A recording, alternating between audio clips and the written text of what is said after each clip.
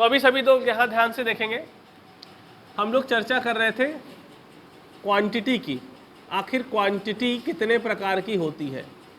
तो आपको जो पढ़ना है उसमें सिर्फ दो प्रकार पढ़ना है, एक टेंसर भी होती है, इसकी बात नहीं करेंगे। एक होती है वेक्टर क्वांटिटी और एक होती है स्केलर क्वांटिटी। क्या? Scalar quantity. हम जब जब पढ़ने को बोलेंगे तब तब पढ़ना, उससे पहले नहीं। वेक्टर क्वांटिटी क्या होती है? एक ऐसी क्वांटिटी जिसमें मैग्नीट्यूड हो, जिसमें डायरेक्शन हो, और तीसरा सबसे महत्वपूर्ण पॉइंट, वेक्टर अलजेब्रा के समस्त नियमों का पालन करती हो। वेक्टर अलजेब्रा के समस्त नियमों का पालन करती हो। स्केलर क्वांटिटी, अच्छा एग्जाम्पल के तौर पे दुनिया भर के displacement, velocity, acceleration, force, momentum जिसमें भी डायरेक्शन हो और जो वेक्टर अलजेब्रा को फॉलो करे, वो सब के सब कैसी क्वांटिटी है? वेक्टर क्वांटिटी है। स्केलर क्वांटिटी क्या होती है? स्केलर क्वांटिटी एक ऐसी क्वांटिटी होती है जिसका काम सामान्यतः मैग्नीट्यूड से ही चल जाता है। अरे कौन है भाई?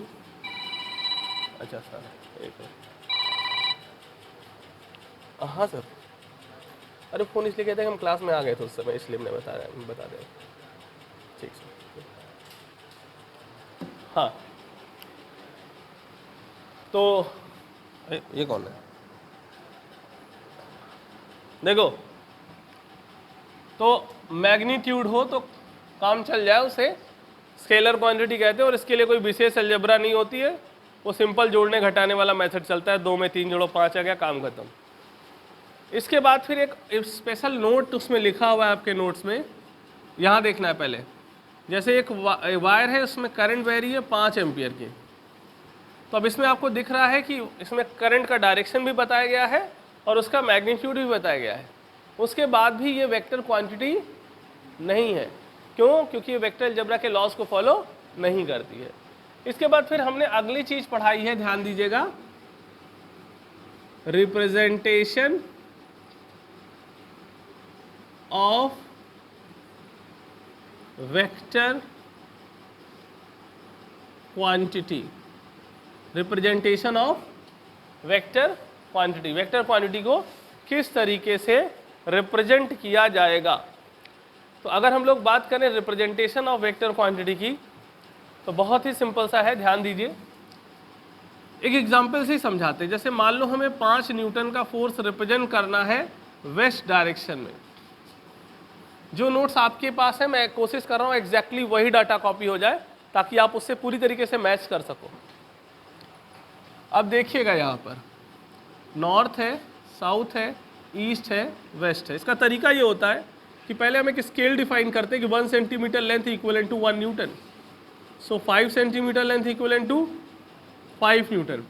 तो एक 5 सेंटीमीटर लंबा एक लाइन सेगमेंट ड्रॉ करिए, 5 सेंटीमीटर लंबा एक लाइन सेगमेंट ड्रॉ करिए, जिसमें एरोहेड किधर लगा होना चाहिए? वेस्ट में लगा होना चाहिए। जिसमें एरोहेड किधर लगा होना चाहिए? अब कोई भी इसकी लंबाई को जब नापेगा तो उसे क्या पता चल जाएगा? मैग्नीट्यूड। और जब एरोहेड देखेगा तो क्या पता चल जाएगा? डायरेक्शन। तो कुल मिलाकर के डिफाइन कैसे करेंगे? It is represented by a line segment with arrowhead where length represents its magnitude and arrowhead indicates its direction. ठीक है ना? एक बार क्विकली देखते हैं वेक्टर क्वांटिटी को कैसे डिफाइन करेंगे। It is defined as a quantity which having magnitude, direction and also follow all laws of vector algebra. Scalar को कैसे define करेंगे? It is defined as a quantity which may be completely represented by its magnitude only. इसमें क्या बोलेंगे? Electric current having both magnitude as well as direction, but it is not a vector quantity because it doesn't follow laws of vector algebra. What about representation of vector quantity? It is represented by a line segment with arrowhead. It is represented by a line segment with arrowhead where length represents its magnitude and arrowhead indicates its direction. इसके बाद इसका symbolic representation कैसे होता है? जैसे force को represent करना है तो उसके ऊपर ऐसे एरो लगा दो। चाहो तो सिंपल एक लाइन ऐसे ऊपर भी ड्रॉ कर सकते हो, बार बोलते इसे।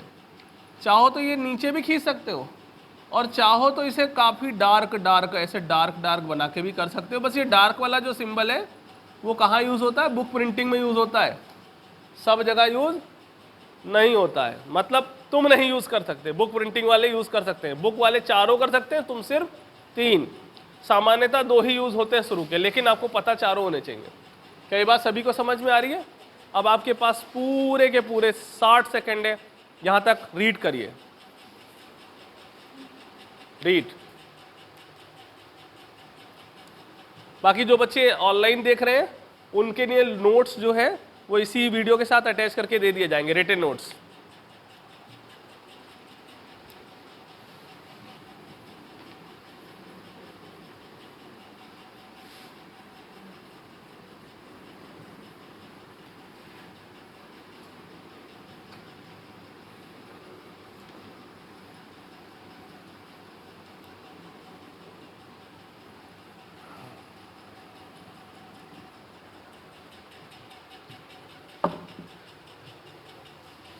हाँ भाई,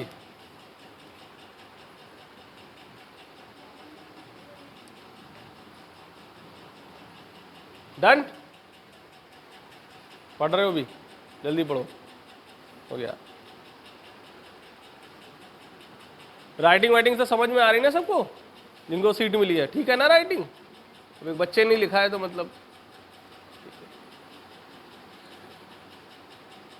चलो ठीक है। देखो, टाइप ऑफ वेक्टर क्वांटिटीज बहुत प्रकार की होती है, अभी जो कुछ जरूरी है वो बता रहा हूं।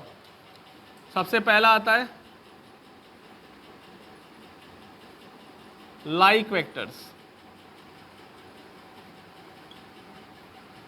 ऐसे वेक्टर जिनका डायरेक्शन सेम हो, उसे हम लोग बच्चों क्या कहते हैं? लाइक वेक्टर्स कहते हैं। दूसरा आता है अनलाइक वेक्टर्स।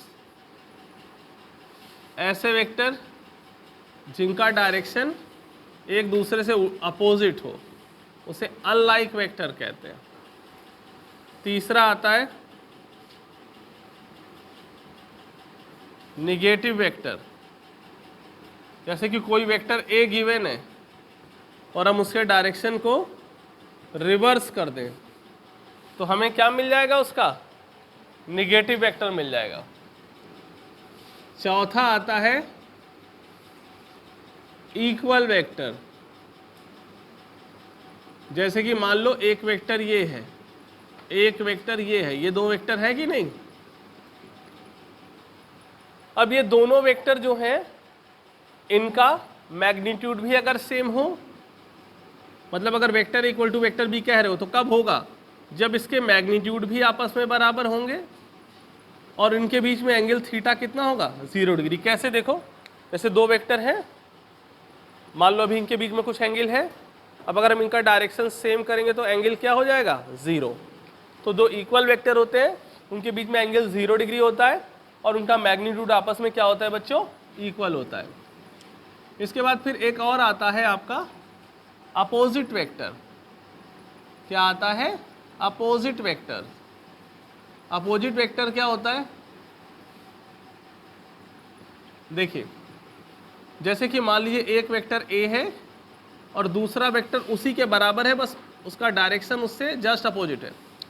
अगर हम बी को रिवर्स कर दें तो क्या हो जाएगा? -b। अब देखिए दोनों इक्वल हो गए, तो अगर कोई 2 अपोजिट वेक्टर है तो a इक्वल टू -b लिख सकते हैं। अपोजिट वेक्टर में मैग्नीट्यूड आपस में क्या होता है? इक्वल होता है और उनके बीच में एंगल कितना होता है? 180 डिग्री। कैसे होता है 180 डिग्री? आप ध्यान से देखें, जैसे कि ये देख रहे हैं, ये मान लीजिए 2 वेक्टर सेम डायरेक्शन में और अब मैंने अपोजिट डायरेक्शन में कर रहा हूँ, तो एंगल खुल के कितना हो जा रहा है बच्चों? 180 हो जा रहा है। ये बात सभी को समझ में आ रही है? ठीक है, चलिए अब अभी आपके पास फिर से 1 मिनट है, पूरा रीड करिए, कोई डाउट हो तो पूछिए। चलिए रीड करिए, 1 मिनट जरा रुके, मैं एक बार फिर से इसको क्विक डेफिनेशन वाला सेक्शन एक्सप्लेन कर देता हूँ। लाइक वेक्टर्स कैसे डिफाइन करेंगे? Vectors having same direction are known as like vector, vectors having opposite direction are known as unlike vector. ध्यान से देखिए बोर्ड पे, नेगेटिव वेक्टर कैसे बोलेंगे, if we reverse the direction of any given vector then we get negative of that vector. Equal vector, vectors having equal magnitude and same direction are known as equal vector. Vectors having equal magnitude but opposite direction are known as opposite vector. ये आपकी इसकी definition थी। अब read कर लीजिए।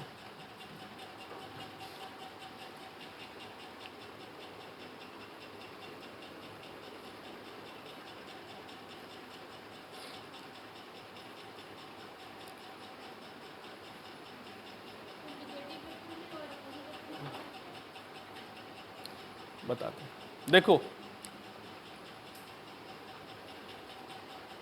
लिख लिया सबने, मतलब समझ लिया ना। देखो निगेटिव वेक्टर क्या होता है कि आपको एक वेक्टर गिवन है, एक गिवन है, आप उसी को पलट करके उसका निगेटिव प्राप्त करते हो। आपको एक वेक्टर गिवन है, आपको उसी का निगेटिव प्राप्त करना। इसमें क्या होता है, दो वेक्टर पहले से ही दिए होते हैं और आप इनके बीच में संबंध बता रहे हो। थोड़ा तेज बोलो। लाइक और इक्वल, हाँ बैठो। एक्चुअली इक्वल वेक्टर भी लाइक वेक्टर का ही केस है। इसमें एक कंडीशन और जुड़ गई है कि इसका मैग्नीट्यूड भी सेम होना चाहिए। तो इक्वल वेक्टर को लाइक वेक्टर कहा जा सकता है, लेकिन लाइक को इक्वल कहने के लिए आपको कंडीशन लगानी पड़ेगी। तो एक तरीके से कह दीजिए कि जो आपका इक्वल वेक्टर है वो लाइक वेक्टर की फैमिली का है और जो अपोजिट वेक्टर है वो अनलाइक वेक्टर की फैमिली का है। Both are related. ठीक है, अभी ठीक है, बढ़िया। अभी सबको क्लियर हो गई बात, आगे चर्चा करें। गुड, देखो यहां तक जल्दी रीड कर लो।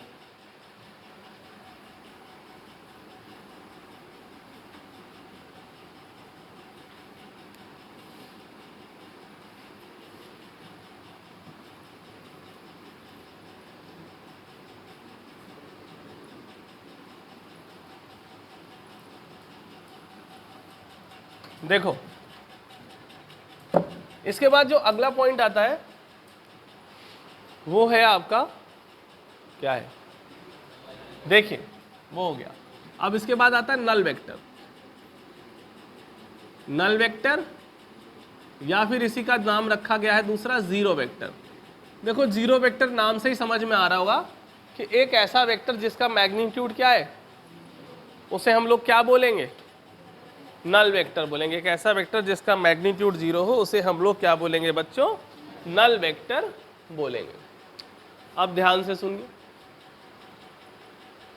तो एक ऐसा वेक्टर जिसका मैग्नीट्यूड जीरो हो उसे हम लोग नल वेक्टर बोलेंगे। अब जरा सोच के देखो यार कि वेक्टर तो ऐसे होता है, ये इसका टेल होता है, ये इसका हेड होता है और डायरेक्शन ऐसे मिल जाता है ना, ऐसे डायरेक्शन टेल से हेड की तरफ जाने पे ये डायरेक्शन होता है वेक्टर का। लेकिन जिसका मैग्नीट्यूड जीरो है तो उसका लेंथ जीरो हो गया, तो बचा क्या, एक डॉट। मतलब नल वेक्टर की प्रॉब्लम ये है, जीरो वेक्टर की प्रॉब्लम ये है कि उसका हेड और टेल तो आपस में मिल गया, और जिसका हेड और टेल आपस में मिल गया उसका डायरेक्शन कैसे बताओगे, क्योंकि दोनों एक ही जगह पे, किधर से किधर को जाओगे, कहीं नहीं जा पाओगे।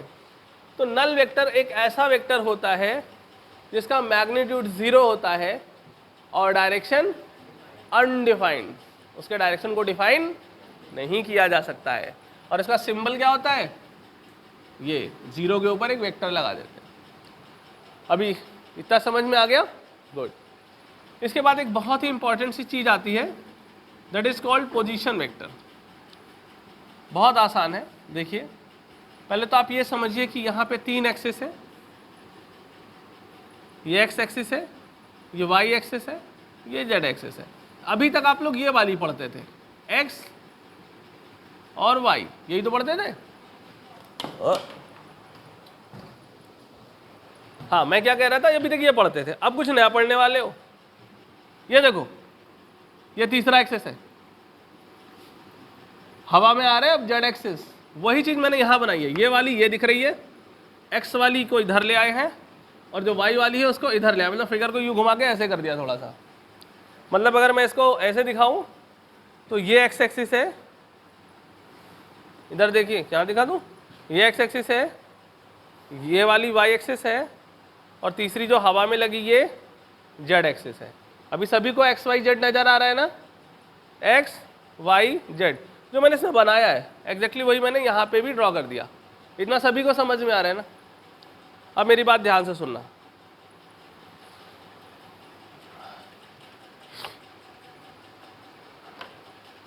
मान लो ये एक्स वाई जेड एक्सिस का सिस्टम है, यहां पर एक कोई पॉइंट है इस जगह पर, ध्यान दीजिएगा यहां पर एक कोई पॉइंट है इस जगह पे, दिख रहा है सभी को, यहां पर कोई पॉइंट है और हमें इसकी पोजीशन बतानी है। तो हम क्या करेंगे, ओरिजिन से एक वेक्टर इस पॉइंट तक ड्रॉ कर देंगे। जैसे ये देखिए, ओरिजिन से एक वेक्टर उस पॉइंट तक ड्रॉ कर दिया। सबको समझ में आ रहा है ना, ओरिजिन से एक वेक्टर उस पॉइंट तक ड्रॉ कर दिया। अब कोई भी इस वेक्टर की मदद से उस पॉइंट तक पहुंच सकता है कि नहीं? और उससे बोलोगे भैया एक पॉइंट तक जाना है, बोलो कैसे जाए, तो भैया ये पोजीशन वेक्टर दिख रहा है इसके साथ साथ चले जाओ। तो इसी वेक्टर के साथ में जब आप मूव करोगे तो आप इस पॉइंट तक पहुंच सकते हो। मतलब ये वेक्टर यहाँ क्या कर रहा है, इस पॉइंट की पोजीशन बता रहा है। तो इस वेक्टर का क्या नाम रखोगे, जो काम कर रहा है वही नाम रख दो, पोजीशन वेक्टर, है ना। चलो इधर देखो, तो यहां पर ड्रॉ कैसे करेंगे यार, वो भी देखो। उसको ड्रॉ करने का तरीका है बहुत सिंपल, ये हो गया ड्रॉ। तो पोजीशन वेक्टर क्या हो गया, आर से रिप्रेजेंट करेंगे इसको।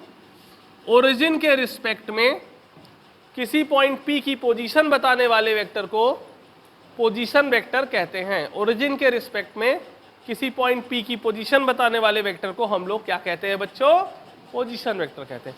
हालांकि पोजीशन वेक्टर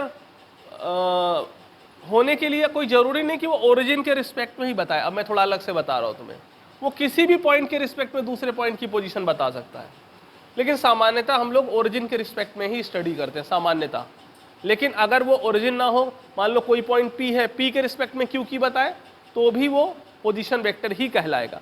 मतलब किसी भी एक पॉइंट के रिस्पेक्ट में किसी दूसरे पॉइंट की पोजीशन बताने वाले वेक्टर को भी आप पोजीशन वेक्टर ही कहेंगे। ओरिजिन होना कंपलसरी नहीं है, पोजीशन ही तो बता रहा है, कोई रेफरेंस पॉइंट चेंज कर देंगे, कहीं और के रिस्पेक्ट में बता देंगे।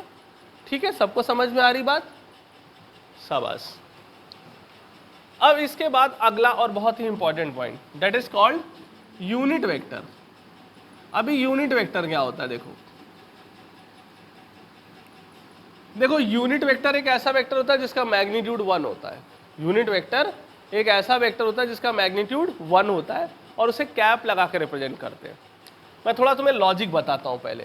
किसी भी नंबर में उसी नंबर से डिवाइड करोगे क्या आएगा, किसी भी नंबर में उसी नंबर से डिवाइड करोगे तो क्या आएगा, 1 आएगा। तो जैसे ये वेक्टर ए है, हम उसमें उसी के मैग्नीट्यूड से डिवाइड कर दे तो क्या आ गया, एक ऐसा वेक्टर आएगा जिसका मैग्नीट्यूड 1 होगा और उसे हम लोग क्या डेफिनेशन देंगे, उसे हम लोग क्या बोलेंगे, यूनिट वेक्टर।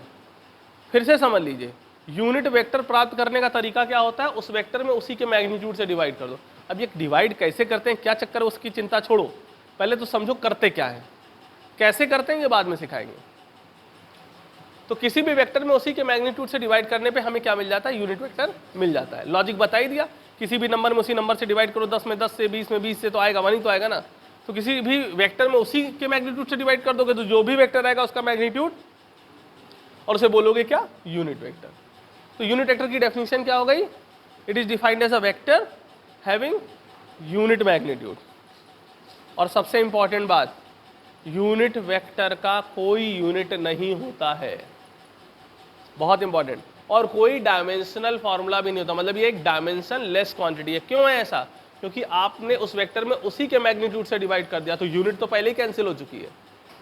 ठीक है, एक और महत्वपूर्ण बात, अगर हम इसे क्रॉस मल्टीप्लाई करें तो एक रिजल्ट, एक बहुत ही अच्छा सा इंपॉर्टेंट सा रिजल्ट आता है कि अगर किसी वेक्टर का मैग्नीट्यूड पता हो, बहुत ध्यान से, कान खोल के, आंखें खोल के ध्यान से देखो, सुनो, कि अगर किसी वेक्टर का मैग्नीट्यूड पता हो और उसमें हम यूनिट वेक्टर से मल्टीप्लाई कर दें तो वो किस में कन्वर्ट हो जाता है, वेक्टर फॉर्म में कन्वर्ट हो जाता है। अगर किसी वेक्टर के मैग्नीट्यूड में यूनिट वेक्टर से मल्टीप्लाई कर दें तो वो किस में कन्वर्ट हो जाता है, वेक्टर फॉर्म में कन्वर्ट हो जाता है।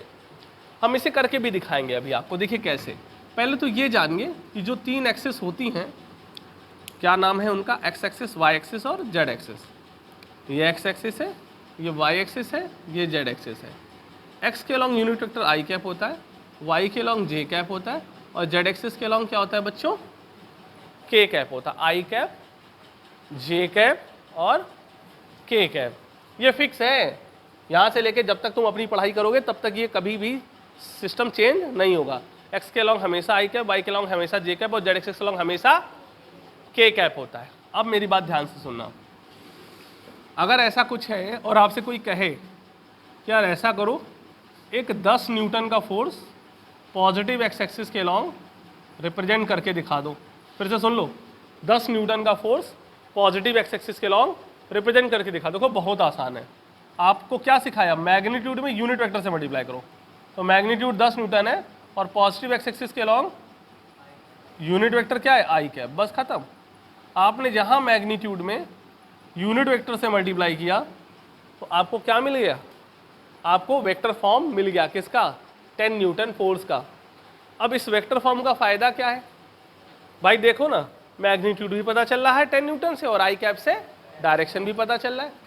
तुम कहोगे सर मेरे पास तो एक मेथड पहले से था वेक्टर को रिप्रेजेंट करने का। कौन सा मेथड था, ज्योमेट्रिकल मेथड, याद आया, अभी तो बताया था लाइन सेगमेंट से। वो कौन सा मेथड है, वो ज्योमेट्रिकल मेथड, उसमें ज्योमेट्री का प्रयोग करते हैं। ये कौन सा मेथड है वेक्टर को रिप्रेजेंट करने का, यूनिट वेक्टर मेथड। ये मेथड उससे ज़्यादा फास्ट हो जाता है क्योंकि इसमें कोई स्केल डिफाइन नहीं करनी पड़ती, सब चीज़ें प्री डिफाइंड हैं। आपको बस उस प्री डिफाइंड चीज़ों को लेकर के एक्सप्रेस करना होता है ना। बात समझ में आ रही सभी को? ओ भाई साहब आ रही है, जग रहे हो ना सब? अरे वाह यार, संडे को जग रहे हो तुम, गुड, वेरी गुड, बहुत बढ़िया बेटा। देखिए बहुत अच्छी बात है, यही डेडिकेशन चाहिए, यही आपको आगे ले जाएगा। तो एक बार जल्दी जल्दी सारी बातें मैं फिर से क्विक रिव्यू दे रहा हूँ, ध्यान से देखिए। ऐसा वेक्टर जिसका मैग्नीट्यूड 0 हो और डायरेक्शन अनडिफाइंड हो उसे नल वेक्टर या जीरो वेक्टर कहते हैं। पोजीशन वेक्टर क्या होता है, ओरिजिन के रिस्पेक्ट में किसी पॉइंट P का पोजीशन बताने वाले वेक्टर को पोजीशन वेक्टर कहते हैं। यूनिट वेक्टर क्या होता है, एक ऐसा वेक्टर जिसका मैग्नीट्यूड 1 हो उसे यूनिट वेक्टर कहते हैं और उसका कोई भी यूनिट और डायमेंशन नहीं होता है। कैसे प्राप्त करते हैं, वेक्टर में मैग्नीट्यूड से डिवाइड करके। रिप्रेजेंट कैसे करते हैं, कैप लगा के। क्रॉस मल्टीप्लाई करोगे तो क्या होगा, वेक्टर फॉर्म मिल जाएगा। एग्जाम्पल मैंने कैसे दिया, मान लो 10 न्यूटन का फोर्स पॉजिटिव एक्स एक्सिस के अलॉन्ग लग रहा है, वेक्टर फॉर्म में लिखना है तो बस इसके मैग्नीट्यूड में पॉजिटिव एक्स एक्सिस के अलॉन्ग जो यूनिट वेक्टर है उसी से मल्टीप्लाई कर दो। तो ये जो 10 आई कैप न्यूटन है ये इसी का वेक्टर फॉर्म कहलाएगा। अभी इतनी बात सबको समझ में आ गई? जल्दी से कॉपी रीड करो, आगे बढ़ते हैं।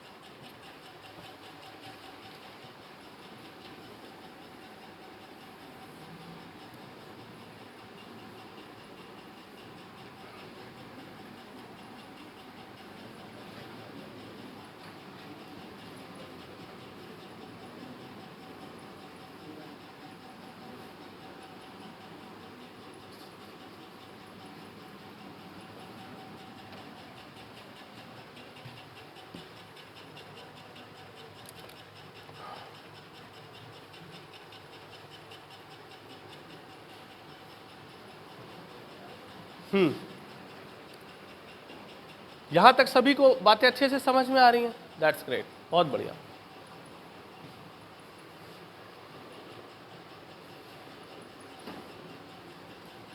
देखिए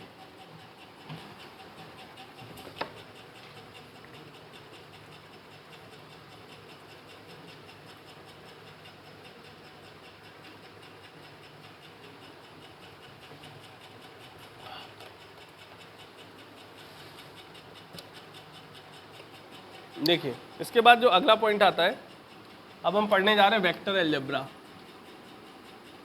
वेक्टर अलजेब्रा, अभी वेक्टर अलजेब्रा क्या होता है, जिसमें हम वेक्टर को जोड़ना, घटाना, गुणा, भाग करना, ये सब 3 पार्ट सीखते हैं। अभी हम सीखेंगे सबसे पहले जोड़ना, मतलब laws of vector addition. Laws of vector addition क्या होता है, जिसमें हम लोग सबसे पहले बात करेंगे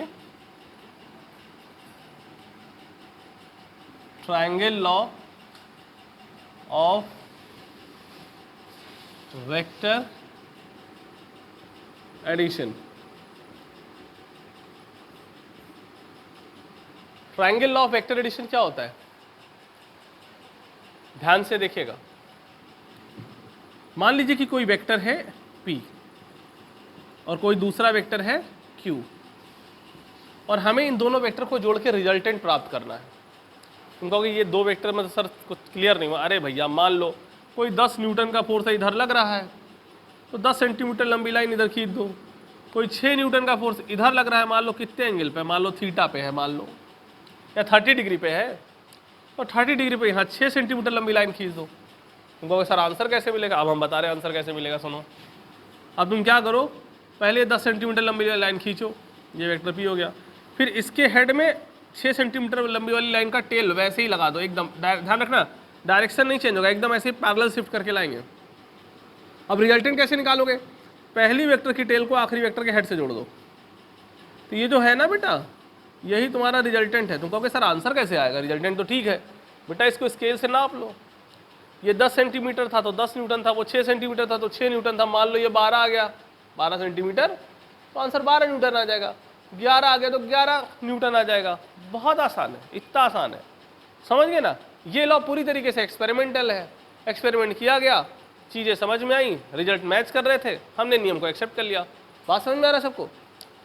इसका कोई प्रूफ नहीं होता, हाँ इसका हम मैथमेटिकल आप कह सकते हैं एक इंटरप्रिटेशन करते हैं ताकि हम इसको फार्मूलाइज कर सकें, उसका फार्मूला बना सकें, बस, बाकी इसका प्रूफ नहीं होता कोई। अब मेरी बात ध्यान से सुनिए। तो हम ये कह रहे थे कि अगर हम इसकी डेफिनेशन देना चाहे तो कैसे देंगे। देखिए जो चीज़ें सामने दिखी हुई है वही मैं बोलूँगा, ध्यान से सुनिएगा।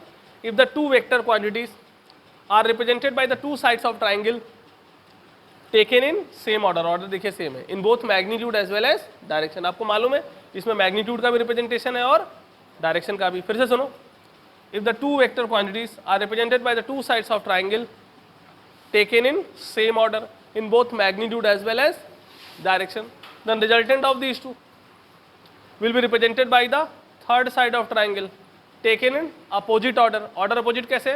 ये अब उसी ऑर्डर में जाते तो ऐसे होते, लेकिन ऑर्डर क्या है? अपोजिट।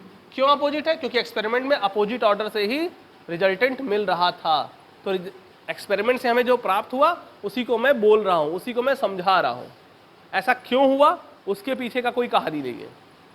फिर से सुनो, if the two vector quantities are represented by the two sides of triangle taken in same order in both magnitude as well as direction, then resultant of these two will be represented by the third side of triangle taken in opposite order in both magnitude and direction. क्या बात समझ में आ गई? Definition एकदम crystal clear है सभी को, बेसिक सी डेफिनेशन है। इस डेफिनेशन को अभी तुरंत रीड करो, रीड द डेफिनेशन फास्ट। बाकी जो बच्चे ऑनलाइन देख रहे हैं उनका नोट्स अपलोड होगा, उससे डाउनलोड करके उसे डेफिनेशन को रीड करें।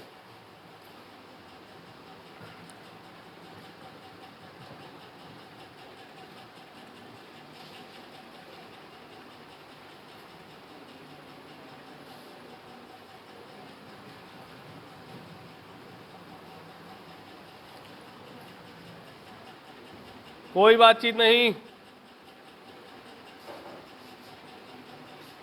ठीक है, डन। सभी ने रीड कर लिया और सभी को समझ में भी आ गया। अरे वाह, क्या बात। आगे देखो,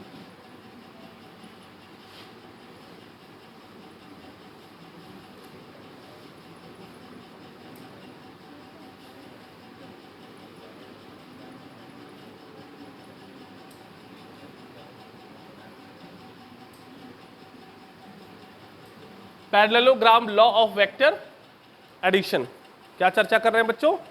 parallelogram law of vector addition. अब ध्यान दीजिएगा, अगर हम लोग parallelogram law of vector addition की बात करें तो बहुत ही सिंपल है, ध्यान दीजिए। जैसे कि मान लीजिए ये एक पैरेललोग्राम है। पैरेललोग्राम आपको मालूम है क्या होता है? एक ऐसा क्वाड्रिलेटरल जिसमें आमने सामने की साइड इक्वल भी हो और पैरेलल भी हो, उसे हम लोग क्या कहते हैं? पैरेललोग्राम कहते हैं। अब ध्यान दीजिएगा जरा, ये वेक्टर P है और ये वेक्टर Q है और ये उसका रिजल्टेंट है, ये उसका रिजल्टेंट है। मैं समझाता हूं क्या है। अगर कोई दो वेक्टर क्वांटिटीज पैरेललोग्राम की दो एडजेसेंट मतलब अगल बगल वाली साइड से रिप्रेजेंट की जाए in both magnitude as well as direction, तो तो उनका रिजल्टेंट उसी वर्टेक्स से पास होने वाले डायगोनल से रिप्रेजेंट होता है, खत्म। अगर कोई दो वेक्टर क्वांटिटीज पैरेललोग्राम की दो एडजेसेंट साइड से रिप्रेजेंट की जाए तो ऐसी कंडीशन में उनका जो रिजल्टेंट होता है उसी वर्टेक्स से पास होने वाले डायगोनल से रिप्रेजेंट किया जाता है in both magnitude as well as direction. और एक मजेदार बात, अगर ये वेक्टर क्यू है तो ये भी वेक्टर क्यू हो जाएगा। अभी अगर इन दोनों लाइनों को छुपा लो तो देखो P plus Q is equal to R, ये कौन सा लॉ है? ट्राइंगल लॉ है। तो ट्राइंगल और पैरेललोग्राम लॉ सब एक ही है, सिर्फ कहने का तरीका थोड़ा सा बदला हुआ है। इतनी बात सभी को समझ में आ रही है?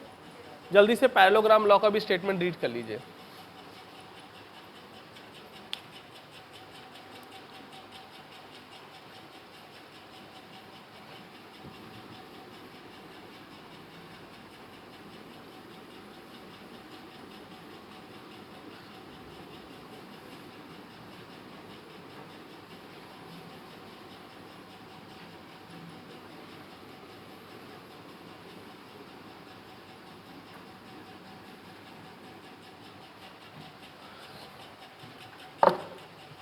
अब अगली हेडिंग हम जो पढ़ाने जा रहे हैं, ध्यान दीजिएगा, that is what? That is mathematical interpretation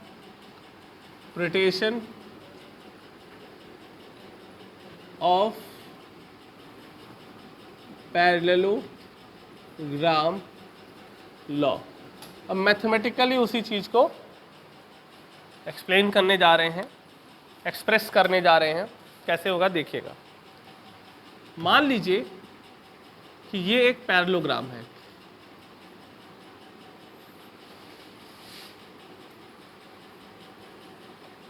ये वेक्टर P है, ये वेक्टर Q है,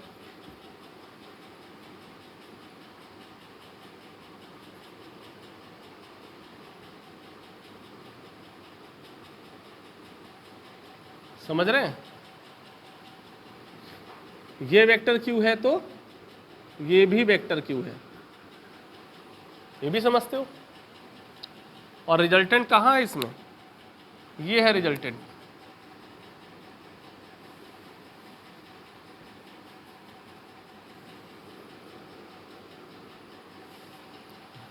ये रिजल्टेंट वेक्टर R है जो कि P से कितना एंगल बना रहा है? अल्फा एंगल बना रहा है। और P और Q के बीच में कितना एंगल है? थीटा है। ये थीटा है तो ये भी क्या हो जाएगा? थीटा हो जाएगा। अब सुनिए, इसमें जो रिजल्टेंट है उसके मैग्नीट्यूड का फॉर्मूला होता है R square is equal to P square plus Q square plus 2pq cos theta. आपके को जो नोट्स दिया है मैंने, उसमें मैंने इसको थोड़ा डिराइव भी कर दिया है, तो जिसका मन हो डेरिवेशन देखेगा, नहीं तो आंखें बंद कर लेगा वहाँ पे, ना देखे। ठीक है, अब देखिए, तो यहाँ से स्क्वायर को उधर ले गए, root P square plus Q square plus 2pq cos theta. इस तरीके से हमें रिजल्टेंट का मैग्नीट्यूड लिखना को समझ में आ गया। ऐसे भी लिखो, ऐसे भी लिखो, जब जहाँ जिसका यूज़ हो लिख सकते हो। स्क्वायर को उधर ले गए तो रूट हो गया, बस इतना ही। ये तो हो गया रिजल्टेंट का मैग्नीट्यूड कैसे निकालते हैं। अब आता है रिजल्टेंट का डायरेक्शन कैसे निकालते हैं। मतलब रिजल्टेंट जो है वो P से कितना एंगल बना रहा है। रिजल्टेंट जो है किससे? P से कितना एंगल बना रहा है। तो उसका फॉर्मूला होता है Q sine theta divided by P plus Q cos theta. ये फॉर्मूला होता है इसका। इस फॉर्मूले को लगाने में बच्चे कभी कभी गलती कर देते हैं। जब मैं ये बोलूँ ना कि बच्चे गलती कर देते हैं, तो आप लोग खुद को बच्चा ही माना करिए, मतलब वो गलती आप भी कर सकते हैं। क्योंकि मैंने ऐसा बहुत बार देखा है कि जिन चीज़ों को मैं बताता हूँ कि बेटा ये गलती तुमसे हो सकती है, भैया एग्जाम में वही गलती करके आते हैं। जैसे उनको याद था कि सर ने कहा था गलती करनी है तुमको। मैं गलती करने को नहीं कह रहा हूँ, मैं इससे बचने को कह रहा हूँ, समझ रहे हो? क्योंकि इस साल भी कई लोगों ने गलती करी जो मैंने टोका था साल भर में, उसमें कई सारी चीज़ों में उन्होंने वही गलती करी जिसके लिए मैं बोलता था मत करना।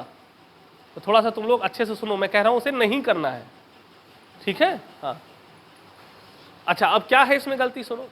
इसमें अक्सर बच्चे इसमें कंफ्यूज हो जाते हैं कि P की जगह कौन सा वेक्टर का वैल्यू लिखें और Q की जगह किसकी वैल्यू लिखें। भाई वहां ये थोड़ी बोलेंगे P है ये Q है, लिख लो। वो तो दो ऐसे दे देंगे, मैं तुम्हें एग्जाम्पल से बताता हूँ।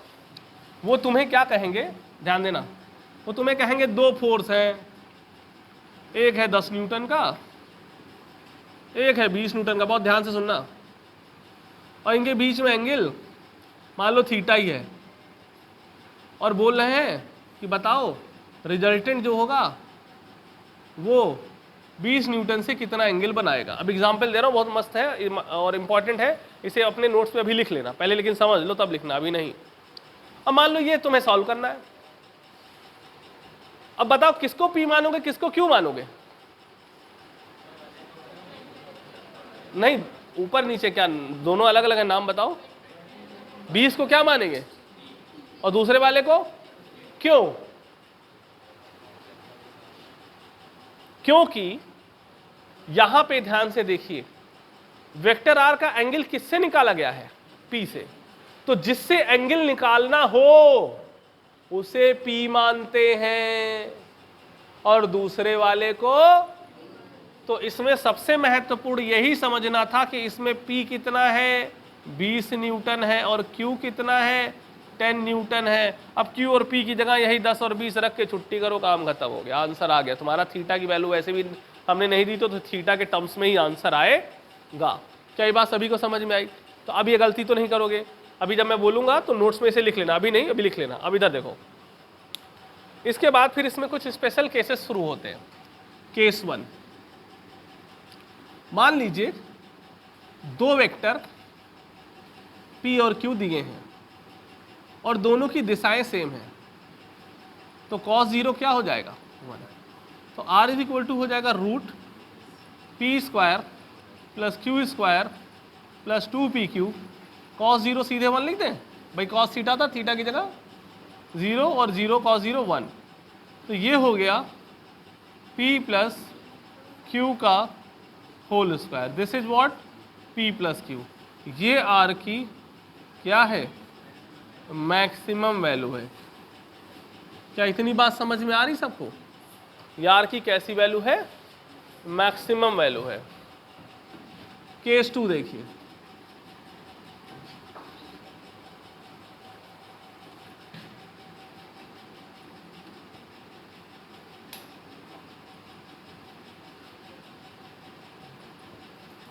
(180 डिग्री अपोजिट डायरेक्शन में है। cos 180 कितना होगा? -1। तो R इज इक्वल टू क्या हो जाएगा?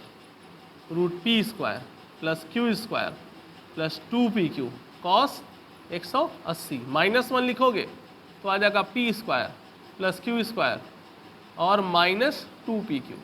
सिंप्लीफाई करोगे तो R की ये मिनिमम वैल्यू निकल के आएगी। अब इसे P माइनस Q लिखो चाहे Q माइनस P लिखो, हमेशा क्या करते हैं? बड़े से घटाते हैं छोटा, ऐसे समझ लो। हमेशा बड़े से छोटा घटाना, और रिजल्टेंट का डायरेक्शन क्या होगा? हाँ, ये देखो, डायरेक्शन ऑफ रिजल्टेंट कैसे निकालोगे?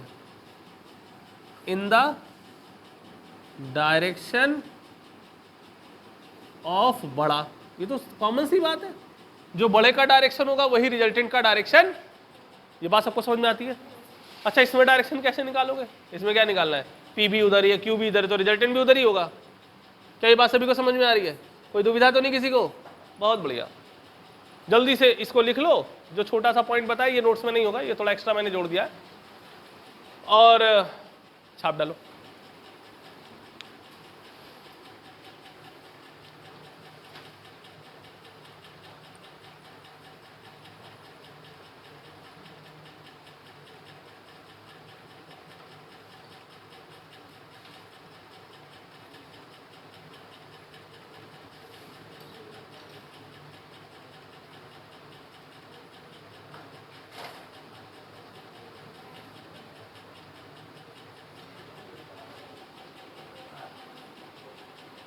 हाँ भाई,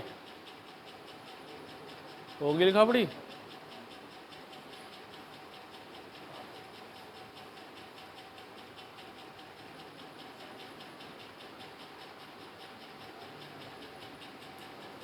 आज एसी चल नहीं रहे क्या?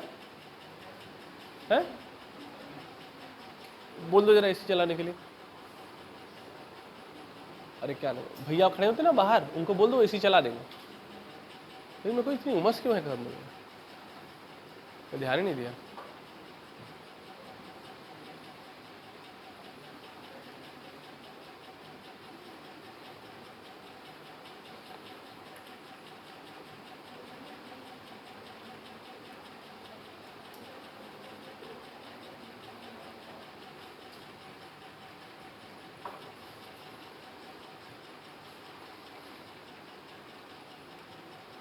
लिख लिया सभी ने?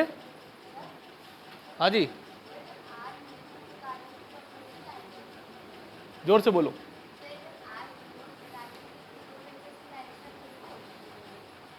नहीं, जब दो वेक्टर की डायरेक्शन अपोजिट होगी तो आर की वैल्यू मिनिमम आती है। उल्टा बोल रही तो। अब ठीक है? हाँ, एसी एसी। हाँ, ये भूल गया आज।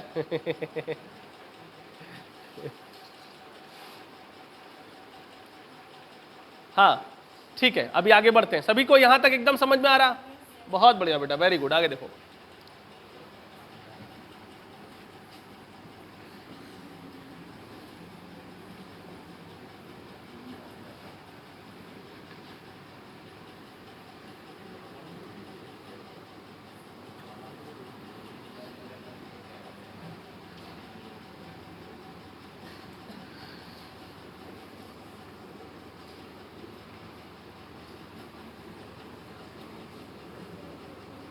चलो देखो, केस 2 हो गया था। केस 3 देखो। केस 3 क्या कहता है? अगर एक वेक्टर P इधर है, बहुत ध्यान से देखेंगे, कोई भी आपस में चर्चा नहीं करेगा। क्लास में आपको सिर्फ मैं ही दिखना चाहिए, मैं ही महसूस होना चाहिए, मैं ही सुनाई पड़ना चाहिए, समझ रहे ना? और कोई नहीं, सिर्फ मैं, तभी भला होगा। और जहां पड़ोसी महसूस हुआ तुमको, तहां ले डूबा वो भी तुम भी। अभी समझ लो, थीटा कितना है? 90। कॉस 90 क्या होता है बेटा? 0। तो रिजल्टेंट कैसे निकालोगे? R is equal to root P square plus Q square plus 2pq। Cos 90 0 हो गया। तो R इज इक्वल टू कितना हो गया? P square plus Q square. इतना समझ में आ रहा है? कोई दुविधा तो नहीं है? केस 4 देखो। अगर P और Q का मैग्नीट्यूड आपस में बराबर है तो R इज इक्वल टू कितना हो जाता है? बताओ। P ब्रैकेट में twice of 1 plus cos theta. Simplify करके यही आता है, कहानी खत्म। और अगर इसे भी सिंप्लीफाई कर दो तो आ जाता है 2P कॉस थीटा बाई 2। तो तुम्हें ये दोनों ही याद होने चाहिए, ये भी और ये भी। कब? जब P और Q का मैग्नीट्यूड आपस में, और उस समय अल्फा किसके बराबर होता है? थीटा बाई 2 के। मतलब उस समय रिजल्टेंट जो होता है, इधर देख, मेरी बात ध्यान से सुनना, जो रिजल्टेंट होता है उस समय P और Q का एंगल बाइसेक्टर होता है। कब? जब P और Q आपस में बराबर हो। और सुनो, केस 5 देखो। ये सब के डेरिवेशंस मैंने बता रखे हैं नोट्स में। किसी को अगर इच्छा है डेरिवेशन सीखने की तो नोट्स को सुकून से देखेगा, सारे डेरिवेशंस है उसमें। लेकिन आपके एग्जाम के लिए यहाँ पे डेरिवेशंस इतने इंपॉर्टेंट है नहीं है। क्या इंपॉर्टेंट? क्या है ही नहीं। तो आप सिर्फ फॉर्मूले पे फोकस कर सकते हैं। लेकिन अगर कोई जानने की इच्छा रखता है तो उसके लिए चीज़ें उपलब्ध हैं, मैंने करवाए हुए हैं। केस 5 देखिए सभी ध्यान से। If P is equal to Q is equal to R, अगर ये तीनों आपस में बराबर हो जाए, आपको मालूम है इसमें इक्विलेटरल ट्राइंगल बनेगा क्योंकि तीनों बराबर है। जैसे ये वेक्टर P है, ये वेक्टर Q है और ये उसका रिजल्टेंट R है। भाई ये तीनों बराबर कब होंगे? जब इक्विलेटरल ट्राइंगल बनेगा। तो देखो जरा, P, ये इक्विलेटरल ट्राइंगल में तीनों एंगल कितने होते हैं? तो ये बाहर वाला कितना हो गया? इसका मतलब वेक्टर P और वेक्टर Q के बीच में कितना एंगल है? कुछ लोग कहेंगे अरे सर 60 है 60। अरे भैया नहीं है। वेक्टर P का दिशा देखो, वेक्टर Q का दिशा देखो, तो भैया दोनों के बीच में एंगल क्या है? देखो ऐसे, देखो ऐसे, ये Q की दिशा, ये P की दिशा, तो एंगल तो ये होगा। इसके पीछे थोड़ी ले लोगे एंगल। समझ में आ रहा ना? इसमें लोग भ्रमित हो जाते, कभी कभी अंदर ले लेते हैं एंगल। और सुनो, और ये अल्फा रिजल्टेंट पी से कितना एंगल बना रहा, 60 डिग्री। तो ये दोनों ही चीज़ें इंपॉर्टेंट है कि इसमें अल्फा जो होता है वो 60 डिग्री होता है और जो थीटा होता है वो 120 डिग्री होता है। इतना सभी को समझ में आ गया? तीव्र गति से चिंतन करें, 1 मिनट का समय है, उसके बाद फिर हम इसके आगे बताएंगे।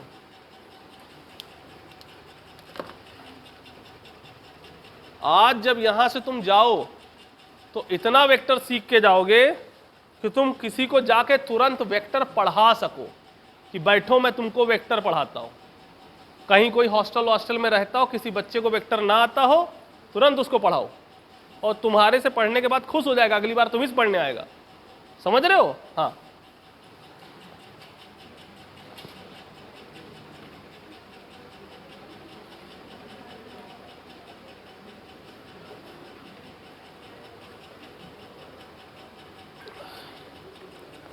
ध्यान रखिएगा, किसी भी सब्जेक्ट पे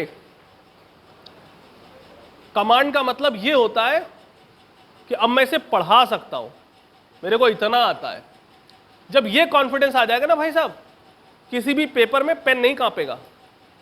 जो पेन से लेके हाथ, खोपड़ी, कान सब कांपने लगता है वहां जाके एग्जामिनेशन हॉल में, ये सब बीमारी खत्म हो जाएगी, क्योंकि तुम्हारे अंदर डिलीवर करने का कॉन्फिडेंस आ चुका है। समझ रहे हो ना? ये सिर्फ तुम्हारे कॉन्फिडेंस को बढ़ाने के लिए है। तुम्हें फायदा क्या होगा? कॉन्फिडेंस और रिवीजन, दोनों ही चीजें मिलेंगी। अगले को फायदा क्या होगा? यार उसको नहीं आता था, आ गया, उसका भला हो गया, थोड़ा सा पुण्य अलग मिलेगा, वो ऐड हो रहा है एक्स्ट्रा।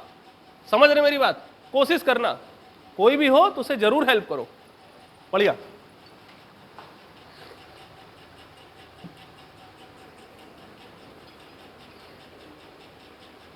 अब ध्यान से देखो, और ये भी ध्यान रखना, ये जो वेक्टर मैं आपको पढ़ा रहा हूं ना, इसको कुछ कुछ जगहों पे 2-2 महीना पढ़ाया जाता है। 2 महीना सिर्फ वेक्टर, अलग ही मजा है। पढ़ने वाले को बहुत मजा आती, पढ़ाने वाले को उसको लगता है जिंदगी में सिर्फ वेक्टर ही पढ़ना है, उसके बाद जाके सीधे इम्तहान दे देना है।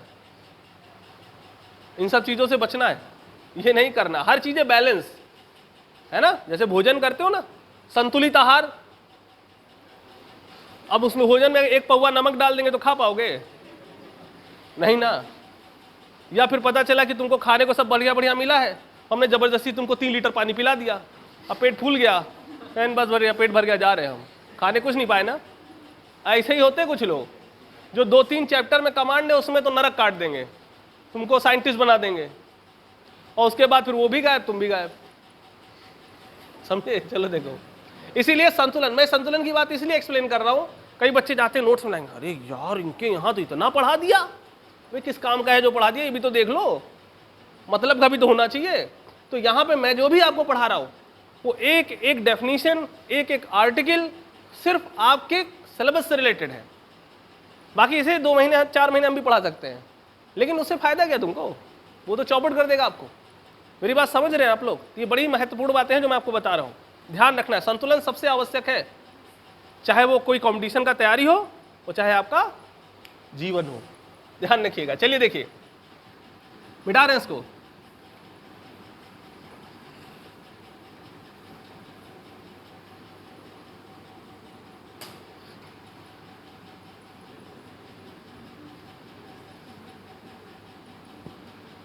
तो अभी बच्चों हम चर्चा कर रहे थे और हमारी चर्चा का विषय था, बालक ध्यान से देखो, तुम तो अलग से प्रवचन देने लगे, देखो इधर। हाँ, तो अब हमारी चर्चा का जो विषय है वो है, इसी में ही अगला एक केस आता है, मुझे लग रहा है 7वां केस है ना, ये 6 हो गए कि नहीं हो गए? अरे बोल यार, अब छठा है? अच्छा ठीक है, अब छठा केस है। सुनो, छठा केस क्या कहता है? जैसे कि मान लो 2 वेक्टर हैं, ये उसका रिजल्टेंट है, ये वेक्टर P है, ये वेक्टर Q है। P से वेक्टर R अल्फा एंगल बना रहा है और मान लो इससे बीटा बना रहा है। अब मेरी बात बहुत ध्यान से सुनना, जो वेक्टर बड़ा होता है रिजल्टेंट उसकी तरफ ज्यादा झुक जाता है। जो वेक्टर बड़ा होता है रिजल्टेंट उसकी तरफ ज्यादा झुक जाता है। ऐसे लिख सकते हो, जो वेक्टर बड़ा होता है, ये नोट्स में शायद ना लिखा हो, मतलब ऐसे ना लिखा हो मे बी, जो वेक्टर बड़ा होता है रिजल्टेंट उसकी तरफ ज्यादा झुक जाता है, इसे बोलते हैं व्हाट्सएप इंग्लिश। ऐसी होती है ना व्हाट्सएप वाली इंग्लिश, तो ऐसी होती है ना। इसको भी लिखने का अलग ही मजा, हम लोगों ने इंग्लिश को भी हिंदी बना दिया है। बोलो इंग्लिश तो खत्म ही कर दिया हमने। ठीक है, अभी सभी लोग ध्यान से देखेंगे। तो जो वेक्टर बड़ा होता है रिजल्टेंट उसकी तरफ ज्यादा झुक जाता है, एकदम खोपड़ी में क्लियर होना चाहिए। इसका अर्थ क्या हुआ कि अगर P की वैल्यू ज्यादा हुई Q से तो ये इसकी तरफ ज्यादा झुक जाएगा, तो अल्फा छोटा होगा और बीटा बड़ा। लेकिन अगर P की वैल्यू Q से कम हुई, मतलब अब Q बड़ा हुआ, तो अब की बार अल्फा कम हो जाएगा और बीटा अल्फा ज्यादा हो जाएगा और बीटा कम हो जाएगा। ये बात सभी को समझ में आ रही है? बहुत इंपॉर्टेंट, बहुत ज्यादा इंपॉर्टेंट बात है जो मैंने अभी बताई। तो एक तो ये सेट है और एक ये सेट है। ये वाला चाहे तो लैंग्वेज अगर उसमें ना लिखी हो तो लिख लेना, देख लेना। अब अगली बात करते हैं, यहां तक तो हो गया। अब हम बात करेंगे सब्ट्रैक्शन ऑफ वेक्टर क्वांटिटीज। आखिर वेक्टर क्वांटिटीज को घटाते कैसे हैं? अगर हम वेक्टर क्वांटिटी को घटाना चाहते हैं तो बहुत ही सिंपल है, जोड़ने जैसा ही होता है, बस एक छोटा सा अंतर है। पहले वेक्टर P ड्रॉ करो और जो वेक्टर Q दिया है उसे ड्रॉ कर लो।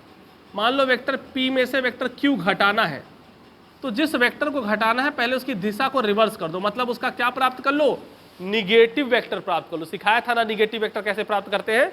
दिशा को जस्ट रिवर्स कर देते हैं। दिशा को क्या कर देते हैं? जस्ट रिवर्स कर देते हैं। अब क्या करो? अब वेक्टर P में वेक्टर माइनस Q जोड़ दो। कैसे जोड़ोगे? पहले वेक्टर P ड्रॉ करो, ठीक, और उसके बाद क्या करो? Q को माइनस Q को इसमें जोड़ो। कैसे जोड़ोगे? माइनस Q की टेल को P के हेड से कनेक्ट कर दो। अब जरा इसको थोड़ा समझो भी, ये P है ये Q है, मान लो इनके बीच में एंगल कितना था? थीटा। अब इधर देखो, ये P की दिशा है और ये Q की दिशा है और उनके बीच में एंगल कितना है? थीटा। लेकिन अब वेक्टर P, इधर देखो, वेक्टर P और वेक्टर माइनस Q के बीच में एंगल कितना है भैया? 180 माइनस थीटा। है कि नहीं है? है ना? शाबाश। अब मेरी बात ध्यान से सुनो। तो रिजल्टेंट कैसे निकालेंगे? पहले वेक्टर की टेल को आखिरी वेक्टर के हेड से कनेक्ट कर देंगे। पहले वेक्टर की टेल को आखिरी वेक्टर के हेड से कनेक्ट कर देंगे और हमको क्या मिल जाएगा? रिजल्टेंट वेक्टर मिल जाएगा। तो यहां से vector R is equal to vector P plus minus Q। ये देखो, P में हमने जोड़ा तो माइनस Q ही है, वो बात अलग है कि अब आ क्या जाएगा? ये P माइनस Q। अब प्रश्न उठता है उसका फॉर्मूला क्या होगा, वो मैं एक्सप्लेन करता हूं। इधर वाला पोर्शन नोट कर लिया है, ये वाली लैंग्वेज ना, जिसको भी नोट करनी थी मैं मिटा दूं ना? ठीक है।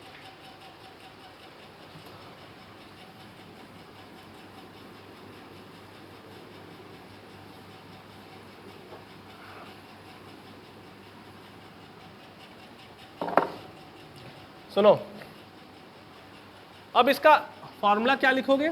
R is equal to root P square plus Q square plus 2PQ cos 180 minus theta. खत्म। R is equal to root P square plus Q square plus 2PQ cos 180 minus theta. अब यहां पर ध्यान दीजिएगा, P square plus Q square, चाहो तो इसे और सिंप्लीफाई करो या रहने दो, मत सिंप्लीफाई करो, ठीक है, ऐसे अच्छा लग रहा है। यही याद रखना, मतलब कुल मिला करके तुम अपनी खोपड़ी में ये बैठा लो कि घटाते वक्त इनके बीच में जो एंगल है वही एंगल यूज करना होता है। घटाते वक्त इनके बीच में कितना एंगल था? 180 माइनस थीटा, बस यूज दैट 180 माइनस थीटा, और कुछ भी करने की आवश्यकता नहीं है। और अगर हमें tan अल्फा निकालना है भैया, tan अल्फा, तो ये क्या हो जाएगा? तो ये Q sine 180 minus theta divided by P plus Q cos 180 minus theta. अच्छा, कुछ लोगों को लग रहा होगा हमें ये पता नहीं सर 180 माइनस थीटा कैसे सिंप्लीफाई करते थे। यार sine 180 minus theta sine theta होता है। ये सब मैं आपको मैथ्स के लेक्चर में अच्छे से पढ़ाऊंगा, और वो मैथ्स का लेक्चर बहुत जल्दी शुरू होने वाला है। कब शुरू होने वाला है? बहुत जल्दी। देखो, और कॉस 180 माइनस थीटा क्या होता है? माइनस कॉस थीटा होता है। अब ये क्यों होता है ये सब भी बताऊंगा जब मैं आपको बेसिक मैथमेटिक्स वाली क्लास ले रहा हूँगा। अभी फिलहाल लिख लो, है ना। अब मेरी बात सुनो ध्यान से। इसके बाद जो अगला पॉइंट आता है भैया इसी में, वो एक बहुत महत्वपूर्ण। अच्छा, इसमें अल्फा हमने नहीं दिखाया। अल्फा ये बन रहा है भैया, देखो, जो आर और पी के बीच में एंगल बनता है उसी को हम लोग क्या कहते हैं? अल्फा कहते हैं। तो अच्छा ये सुनो मेरी बात, ये सब कथा कहानी हो गई। अब इसके बाद जो अगला बिंदु है, अगला बिंदु वो है अगर P और Q का मैग्नीट्यूड आपस में बराबर है तब R कैसे निकालते हैं? याद है उसमें क्या था?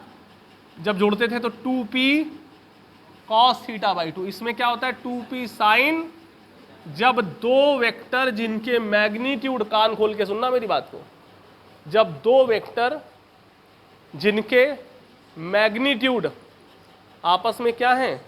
बराबर हैं, जब हम उन्हें जोड़ते हैं, सॉरी उन्हें घटाते हैं, तो फॉर्मूला हो जाता है R is equal to 2P sine theta by 2। जिसमें थीटा कौन सा एंगल है?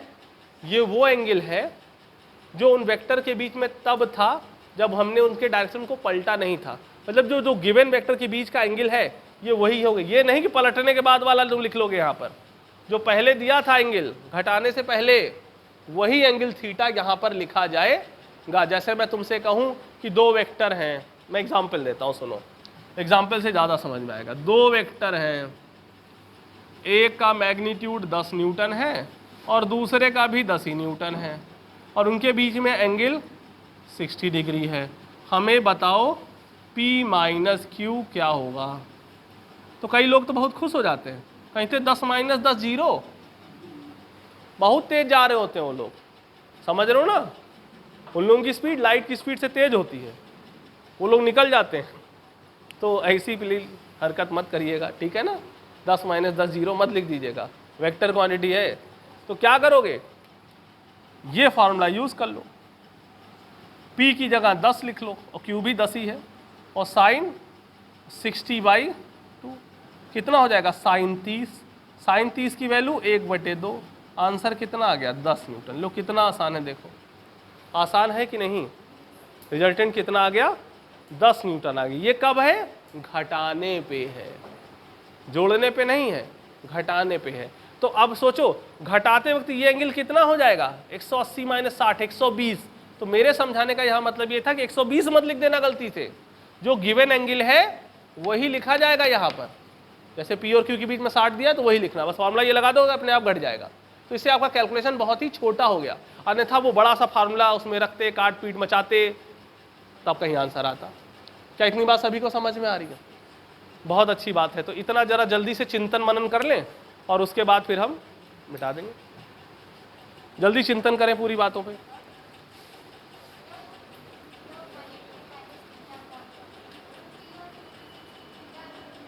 और P और माइनस Q के बीच में 180 माइनस थीटा एंगल होगा, है ना। हाँ, ऐसे ही पूछ लिया करो।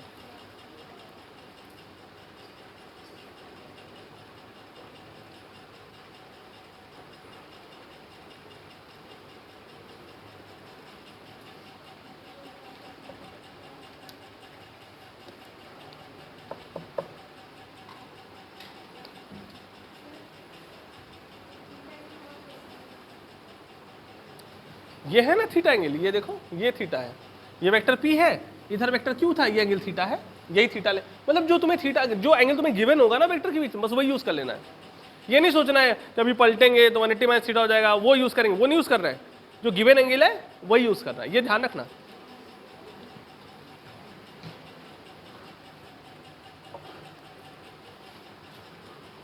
चलो देखो,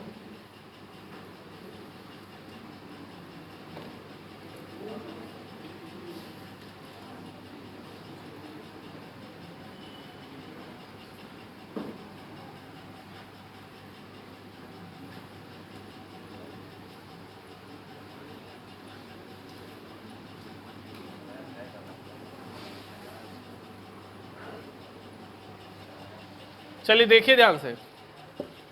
तो अगला जो बिंदु है, अगले बिंदु पे चर्चा करें। इसके बाद जो अगला पॉइंट आता है बच्चों, वो आता है आपका दो से ज्यादा वेक्टर कैसे जोड़ते हैं। देखिए सभी ध्यान से देखें।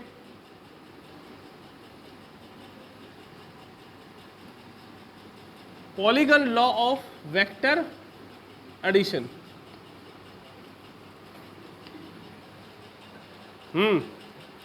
मंत्र ना पढ़े, इधर देखें। Polygon law of vector addition मतलब अब हम यहाँ पे दो से अधिक वेक्टर जोड़ने का प्रयास करने वाले हैं। कैसे जोड़ेंगे दो से अधिक वेक्टर, जरा देखिए। जैसे कि मान लीजिए आपको वेक्टर ए गिवन है, आपको वेक्टर बी गिवन है और आपको वेक्टर सी गिवन है। चलो एक और वेक्टर डी भी गिवन है। अब इन सारे वेक्टर को जोड़ना है आपको। जोड़ने का तरीका एकदम वही है जो ट्रायंगल लॉ में था। क्या करेंगे, पहले वेक्टर ए ड्रॉ कर देंगे, फिर वेक्टर जैसा है वैसे ही एज इट इज ये लाके ये खटाक वेक्टर बी ड्रॉ कर देंगे, फिर इस वाले को लाके सीधा खटाक वेक्टर सी ड्रॉ कर देंगे, फिर इस वाले को, चलो इनको हटाओ यहाँ से, इस वाले को ऐसे सीधे लाए, ये सी वेक्टर यहाँ बना लो। अब रिजल्टेंट कैसे निकालोगे, पहले वेक्टर की टेल को आखिरी वेक्टर के हेड से कनेक्ट कर देंगे तो हमें ये रिजल्टेंट वेक्टर मिल जाएगा। लेकिन ये कोई बहुत ही प्रैक्टिकल तरीका नहीं है, खासतौर से जब आपको मैग्नीट्यूड और डायरेक्शन न्यूमेरिकली निकालना हो। हाँ, geometrically it's good method, geometrically ऐसे ही करते हैं। अब कैसे पहुँचते हैं यहाँ तक वो मैं बता देता हूँ। जैसे आपको वेक्टर ए पता है, वेक्टर बी पता है, तो आप ए और बी को जोड़ दीजिए भैया, एंगल तो कहीं ना कहीं से निकाल ही लेंगे आप। तो हमें क्या मिल गया, हमें मिल गया, हमें मिल गया वेक्टर r1। अभी ये जो वेक्टर r1 है उसको वेक्टर c से जोड़ दीजिए तो क्या मिल जाएगा, तो वेक्टर r2 मिल जाएगा। फिर वेक्टर r2 को वेक्टर d से जोड़ दीजिए तो वेक्टर r मिल जाएगा। तुम कहोगे सर जोड़ेंगे सर, अरे ट्राइंगल लॉ तो जानते ही हो, फार्मूला पता ही है, जोड़ते रहना बैठ के आराम से। लेकिन फिर मैं कह रहा हूँ इस मेथड से जोड़ने पे आपको बहुत लंबा समय लगने वाला है। तो इस मेथड से हम इसकी न्यूमेरिकल वैल्यू और डायरेक्शन ये सब कैलकुलेट नहीं करते हैं। हाँ, ज्योमेट्रिकली कहीं यूज़ करना हो तो हम ये मेथड यूज़ कर सकते हैं। अब तुम कहोगे फिर सर वो करेंगे कैसे, मतलब न्यूमेरिकल वैल्यू निकालनी हो, मैग्नीट्यूड निकालना हो, डायरेक्शन निकालना हो, न्यूमेरिकल वैल्यू निकालनी हो तो कैसे करेंगे उसे। तो उसके लिए हम आपको अलग से कहानी बताएंगे या अलग से मेथड बताएंगे, अलग से आर्टिकल कराएंगे, उसमें आप कर लीजिएगा। यहाँ पर इस मेथड से करने की उसको आवश्यकता नहीं है। क्या इतनी बात सभी को समझ में आ गई, कोई दुविधा तो नहीं है। इसके बाद जो अगला पॉइंट आता है वो आता है आपका resolution, resolution of a vector quantity in its rectangular components. अब हम इसको रेक्टेंगुलर कंपोनेंट्स में ब्रेक करना सीखने आ रहे हैं। सुनो मेरी बात, पहले हमने वेक्टर को ऐड करना सीखा, दो नियम ट्रायंगल लॉ और पैरेललोग्राम लॉ। फिर हमने क्या सीखा, वेक्टर को सब्ट्रैक्ट करना सीखा। फिर हमने क्या सीखा, बहुत सारे वेक्टर ऐड करना सीखा। और अब हम एक ही वेक्टर को दो दिशाओं में तोड़ना सिखाने जा रहे हैं। कितनी दिशाओं में, दो दिशाओं में। ध्यान से देखो, बहुत ध्यान से देखो।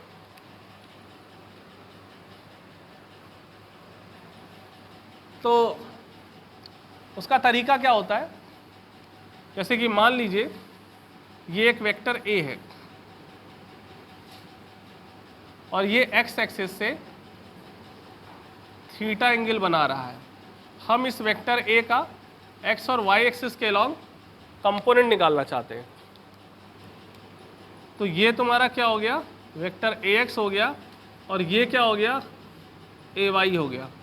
तो ये भी क्या हो गया, ए वाई हो गया। अब बहुत ध्यान से सुनिएगा, नाम वाम कुछ रख देते हैं इनका, इसका नाम ए रख देते हैं, इसका नाम बी रख देते हैं। और अब मेरी बात ध्यान से सुनिए। पहली बात तो ये वेक्टर ए एक्स और वेक्टर ए वाई इस वेक्टर ए के कंपोनेंट हैं। कैसे पता चल रहा है ये, क्योंकि अगर वेक्टर ए एक्स में वेक्टर ए वाई जोड़ोगे तो वेक्टर ए मिल जाएगा। फिर बोला गया कैसे कंपोनेंट है, रेक्टेंगुलर कंपोनेंट है। रेक्टेंगुलर क्यों, क्योंकि वेक्टर ए एक्स और वेक्टर ए वाई के बीच में एंगल कितना आएगा 90। तो मैंने अभी भी आपको इसका हेडिंग जो है वो एक्सप्लेन किया है कि इसका हेडिंग का मतलब क्या है। अब ये करेंगे कैसे वो देखो। अगर आपको वेक्टर ए एक्स मतलब इस वेक्टर ए का एक्स के अलॉन्ग कंपोनेंट चाहिए ए एक्स, तो वो क्या हो जाता है ए कॉस थीटा, और वाई के अलॉन्ग क्या हो जाता है ए साइन थीटा। सीधा सा नियम समझ लो, जिससे एंगल बन रहा है वो हो गया तुम्हारा कॉस कंपोनेंट, और दूसरा वाला क्या हो गया साइन कंपोनेंट। फिर से सुनिएगा, जिससे एंगल बन रहा है वो क्या हो गया कॉस कंपोनेंट, और दूसरा क्या हो गया, इसे प्रूव भी कर सकते हैं, प्रूव करना कोई कठिन थोड़ी है। चलो अच्छा बता ही देते हैं यार। In triangle O B A cos theta लगा दो, क्या होता है base upon hypotenuse. O B is equal to क्या हो जाएगा ओ ए कॉस थीटा। अब ओ बी क्या है ए एक्स है, मैग्नीट्यूड लिखेंगे सिर्फ, डायरेक्शन वाला वेक्टर ना लगा देना, और ओ ए क्या है ए कॉस थीटा। तो ए एक्स इज इक्वल टू क्या हो गया ए कॉस थीटा हो गया। मेरी बात सभी को समझ में आ रही है? ओ भाई आ रही है? हाँ यार, मतलब रहो यहीं पे, चले मत जाना कहीं। इधर देखो ध्यान से, और ऐसे ही again in the same triangle O B है, अब की बार साइन थीटा लगा दो। साइन थीटा क्या हो जाएगा परपेंडिकुलर अपॉन हाइपोटेन्यूज, मतलब ए बी बाई ओ ए। तो यहाँ से A B is equal to क्या हो जाएगा ओ ए साइन थीटा। तो ए बी कितना हो गया ए वाई, ओ ए कितना हो गया ए, और फिर क्या हो गया साइन थीटा। तो कुल मिलाकर के क्या समझ में आ गया, जो एक्स एक्सिस के अलॉन्ग कंपोनेंट है वो ए कॉस थीटा है, और जो वाई के अलॉन्ग कंपोनेंट है वो ए। ये ध्यान रखना कि इसे रट मत लेना, असली खेल क्या होता है वो जानो पहले। जिससे एंगल बनेगा वो कॉस कंपोनेंट होता है और दूसरा साइन। अभी क्योंकि एक्स एक्सिस से एंगल बन रहा है इसलिए एक्स के अलॉन्ग कंपोनेंट कॉस कंपोनेंट है और वाई के अलॉन्ग कंपोनेंट साइन कंपोनेंट है। लेकिन अगर कहीं ये एंगल एक्स से ना बन के किससे बन जाता वाई से बन जाता, तो ऐसी कंडीशन में बेटा ए वाई वाला जो होता कॉस होता, मतलब ए वाई होता ए कॉस थीटा और ए एक्स होता ए साइन थीटा। ये बहुत महत्वपूर्ण बात है। क्या इतनी बात समझ में आ रही? इधर वाली चीज तो समझ ही गए होगे, इसे मिटा के समझा दे थोड़ा सा, क्योंकि वो आर्टिकल पूरा कर दे हम ना। फिर इसका एक छोटा सा मैं आपको एग्जाम्पल बताना चाह रहा हूं, जरा ध्यान दीजिएगा कि ये कंपोनेंट की कहानी किस तरीके से हम लोग यूज कर पाते हैं, या किस लिए हमारे लिए ये सिस्टम जरूरी है समझना। जैसे मैंने एक एग्जाम्पल बताया हुआ है उसमें कि जैसे मान लीजिए कि कोई एक बर्ड है जो फ्लाई कर रही है 10 मीटर पर सेकेंड की वेलोसिटी से, हॉरिजॉन्टल से कितने एंगल पर 30 डिग्री के एंगल पर उड़ रही है। तो आप जरा सोच के देखो, अगर कोई बर्ड इस तरीके से उड़ रही होगी तो वो एक्स के अलॉन्ग भी भाग रही होगी और वाई के अलॉन्ग भी, तो एक्स के अलॉन्ग भी उसकी कुछ वेलोसिटी होगी, और वो दोनों वेलोसिटी हम कैसे निकालेंगे। तो उसका तरीका क्या है भाई, ये एक्स कंपोनेंट निकाल लो और इसमें क्या वाई कंपोनेंट निकाल लो। तो वी एक्स कितना हो जाएगा वी कॉस 30, वी की वैल्यू कितनी है 10, कॉस 30 की वैल्यू है √3/2, कट्टम काट खेला 5√3 की वैल्यू 1.732, सिंप्लीफाई करेंगे तो 8.6 मीटर पर सेकेंड आ जाएगा। मेरी बात सभी लोग समझ रहे हैं? तो इससे क्या पता चल गया कि ये जो बर्ड 10 मीटर पर सेकेंड से हॉरिजॉन्टल से 30 डिग्री एंगल पे फ्लाई कर रही है, उस बर्ड का एक्स एक्सिस के अलॉन्ग जो वेलोसिटी है वो कितनी है 8.6 मीटर पर सेकेंड। मैं इस पे बहुत ही गजब का सवाल बना सकता हूँ, मजा आ जाएगी तुम लोगों को सुन के। सवाल सुनो, दिन के 12 बजे हुए हैं, तुम्हें लगेगा सर सवाल बोला पहेली बता रहे हैं। ध्यान से सुनना, दिन के 12 बजे हुए और एक चिड़िया यही वाली थी, पहचानो, 30 डिग्री के कोण पे हॉरिजॉन्टल से 10 मीटर पर सेकेंड से फ्लाई कर रही है। जमीन पर उसका शैडो की वेलोसिटी क्या होगी?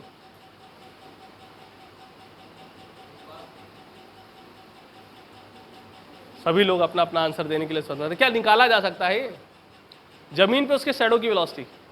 जमीन पे उसकी शैडो बनेगी, मान लो लो फ्लाई कर रही है तो शैडो बनेगी, बहुत हाई पे तो नहीं बनती है लेकिन लो पे बनती है। तो अगर लो फ्लाई कर रही है तो जमीन पे उसकी जो शैडो होगा उसका वेलोसिटी क्या होगा? यही होगा। अरे सूरज यहाँ पर है, ये यूं जा रहा है, सूरज नहीं जा रहा है, वो वहीं है, वो यूं जा रहा है। तो ऐसी कंडीशन में वर्टिकल, उसका जो वर्टिकल शैडो होगा वो यहीं आ रहा होगा ना, ये देखो ऊपर से जो वर्टिकल मतलब लाइट को जो वर्टिकली ब्लॉक कर रही है, तो उसका शैडो किससे चल रहा होगा, इसी वेलोसिटी से चल रहा होगा। है मजेदार सवाल ये। अब सोच के देखो, सवाल सिंपल से था, हॉरिजॉन्टल कंपोनेंट निकालो, हमने घुमा दिया उठा के लैंग्वेज, हमने कहा शैडो की वेलोसिटी बताओ। अब पूछना तुम लोग जाके अपने छोटे भाई बहनों से, वाह क्या पहेली पूछी। ठीक है, सबको समझ में आ रहा है। इस तरीके से सवाल और भी क्रिएट हो सकता है, ऐसे क्रिएट करते हैं। और एक सवाल क्रिएट करते हैं, एक बहुत ऊंची बिल्डिंग है 100 मंजिल वाली, और यही बर्ड थी उड़ रही थी फिर से, और सूर्य अस्त हो रहा था। अब इसकी शैडो जो बिल्डिंग के ऊपर रन करेगी उसकी वेलोसिटी बताओ।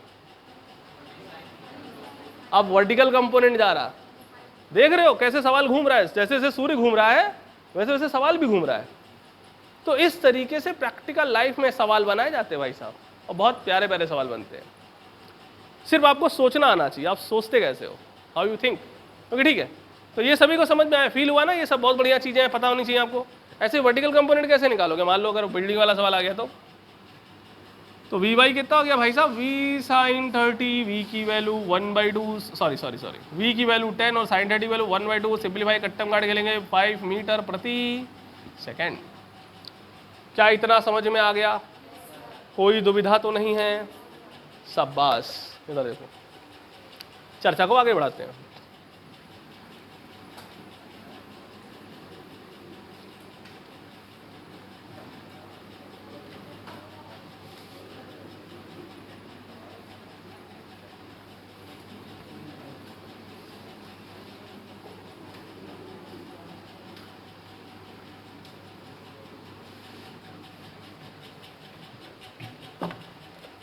देखो ध्यान से, रिजल्टेंट ऑफ 2 और मोर देन 2 वेक्टर क्वांटिटीज, ध्यान दीजिएगा।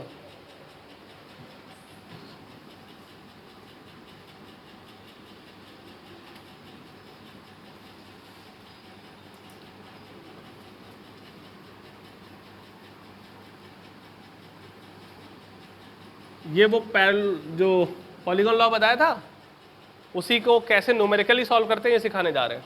अब 2 से ज़्यादा आ गई ना, 2 वेक्टर क्वांटिटीज रिजल्टेंट ऑफ 2 और मोर देन 2 वेक्टर। अरे भैया जी बहुत बवाल है दुनिया में। एक मिनट बता दो जरा। हेलो, हमने सर नहीं सर, नहीं पहले का होगा सर। ठीक, हाँ, तो रिजल्टेंट ऑफ 2 और मोर देन 2 वेक्टर क्वांटिटीज, समझिएगा। मान लीजिए हम एक एग्जांपल लेते हैं फोर्स का, कि भाई एक फोर्स वेक्टर ये है, बहुत है, एक दो नहीं है, बहुत है यार। दूसरा ये है,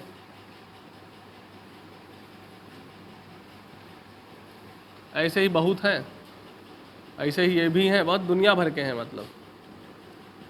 और ये सब अलग अलग एंगल बना रहे हैं। ये मान लो एक्स एक्सिस से θ1 एंगल बना रहा है, ये θ2 बना रहा है।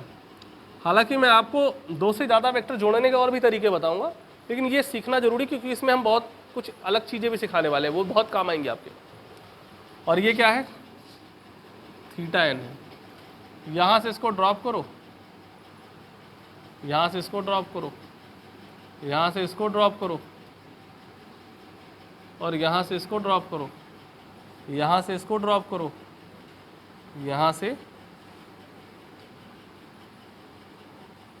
इसको ड्रॉप करो। मेरी बात समझ रहे हो आप लोग? अभी हमने क्या किए, ये जो वेक्टर थे इन्हें एक्स और वाई एक्सिस के अलॉन्ग हमने क्या करना है, ब्रेक कर देना है। तो जरा देखिएगा, अगर हम एफ एक्स निकालना चाहें तो क्या हो जाएगा, F1 cos θ1, बोलो ठीक है ना, जिससे एंगल बना वो कॉस कंपोनेंट। फिर ऐसे ही F2 cos θ2, और ऐसे ही करते करते करते आखिरी में Fn cos θn। ऐसे ही y कंपोनेंट निकाल सकते हैं, Fy, F1 sin θ1 plus F2 sin θ2 plus dot dot dot F N sine theta. अगर आप इन कंपोनेंट्स को देखना चाहो तो देख सकते हो। कैसे दिखाऊं मैं आपको?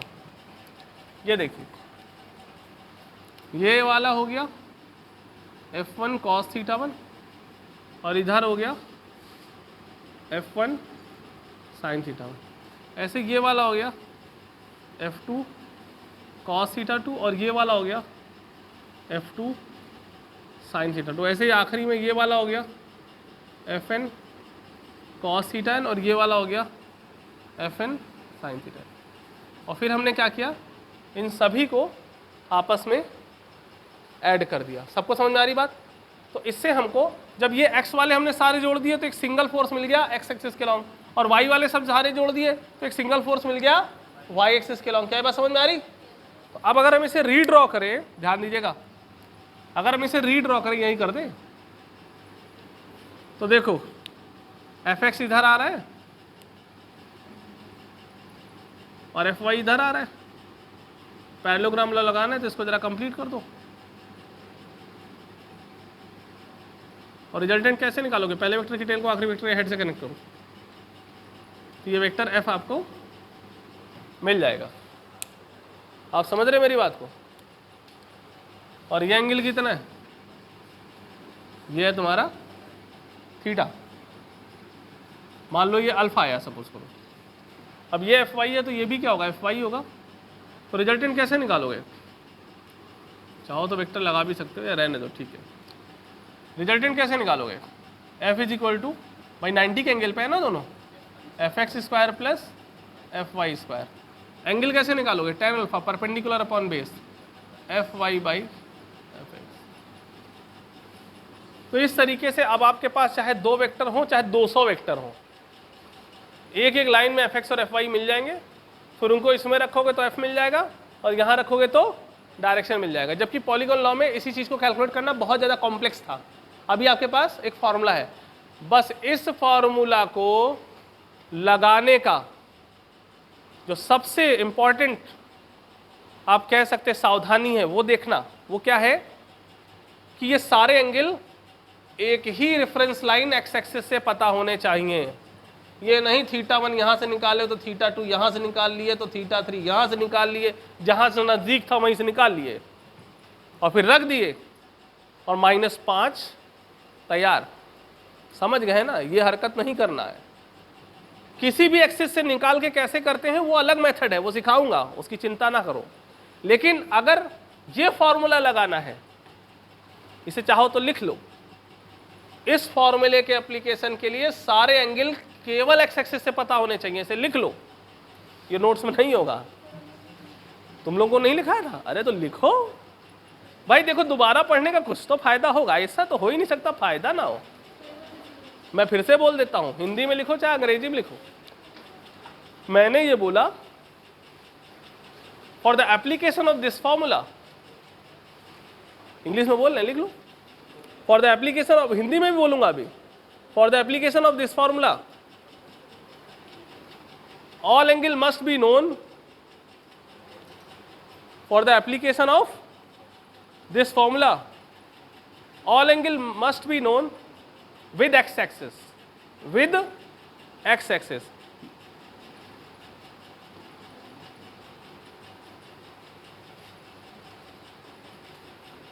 समझ गए?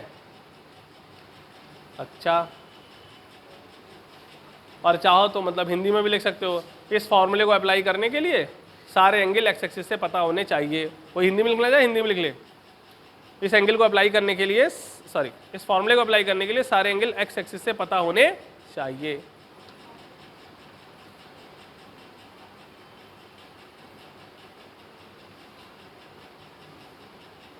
हाँ भैया, और सुनो बड़े मज़ेदार बात। अब मैं इसमें एक बहुत इंटरेस्टिंग चीज़ बता रहा हूँ जो तुम्हारे उसमें नहीं है नोट्स में, ये मैंने अभी ऐड किया है, मन में ऐड हो गया तो मैंने कहा ऐड कर देते हैं। देखो,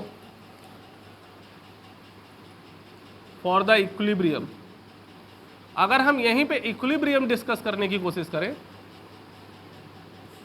तो F क्या होगा? 0 होगा। और जो रिजल्टेंट निकाला है वो क्या होगा? अरे बोल भाई, अरे जो 0 बोलो, जरा 0 बोल के दिखाओ, बोलो 0। हाँ बोल रहे हो, तब ठीक है। नहीं यार, मैं तुम लोगों के इस टैलेंट से बहुत डरता हूँ। तुम लोग देखते इधर रहोगे, चले कहीं और जाओगे, कुछ और ही पढ़ के चले आओगे।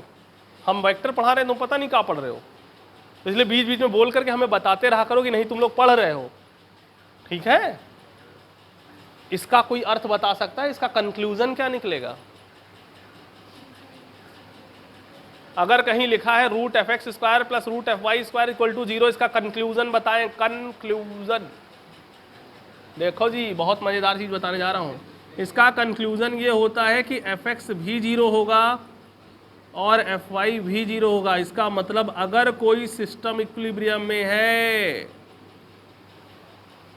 तो उसके एक्स एक्सिस के अलॉन्ग जितने कंपोनेंट हैं उनका भी सम 0 होगा, और जितने वाई एक्सिस के अलॉन्ग कंपोनेंट हैं उनका भी सम, और अगर कहीं जेड एक्सिस के अलॉन्ग है तो उनका भी सम। इससे तुम्हें क्या लाभ हुआ? 3 इक्वेशन लिखने को मिल गई, और ये जो 3 इक्वेशन होंगी ये 3 अननोन सॉल्व करके दे देंगी तुम्हारे। आ रही बात समझ में? तो लोग यहां तक तो पढ़ लेते हैं, ये नहीं पढ़ते, तो उससे होता क्या है कि वो इस इक्विलिब्रियम की सिचुएशन को फिर सॉल्व नहीं कर पाते हैं। ये बहुत ही इंपॉर्टेंट एक्स्ट्रा पॉइंट लिखाया है जो आपके नोट्स में नहीं है, प्लीज इसे कॉपी कर लें। धन्यवाद, जल्दी करें।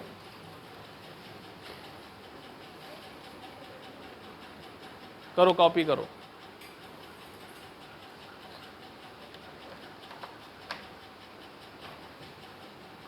ये आर्टिकल तुम लोगों को नहीं कराया था क्या?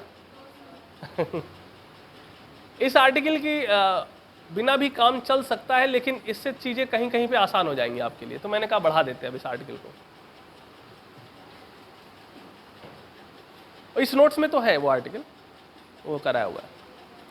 अब बहुत सारे बैचेस हैं तो थोड़ा बहुत तो आर्टिकल 1-2 इधर उधर हो ही जाते हैं।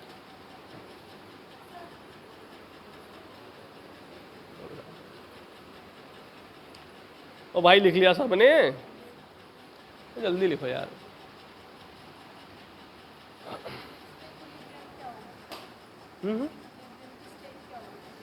इक्विलिब्रियम का अभी फिलहाल तुम्हारे लिए मतलब इतना ही है कि नेट फोर्स 0। अगर नेट फोर्स 0 है तो सिस्टम इक्विलिब्रियम में है, खत्म।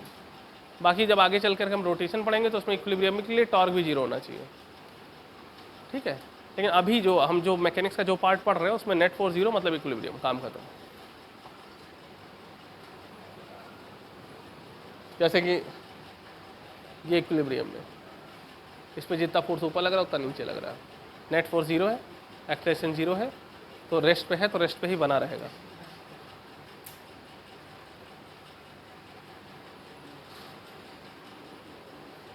हाँ भाई, लिख लिया? समझ गए?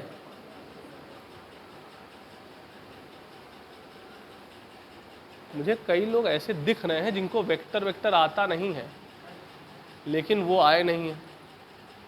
अब बाद में गाना गाएंगे कि गुरुजी हमको ये नहीं आ रहा, वो नहीं आ रहा, फलाना नहीं आ रहा है। हाँ बोलो, थोड़ा तेज बोलो। कौन? एफ एक्स और एफ वाई है? अरे बोल, एफ एक्स और एफ वाई। अरे भैया, तुम कैसा घोर पाप कर रहे हो? अबे एक इधर है एक उधर है, उसके अपोजिट कैसे हो सकता है?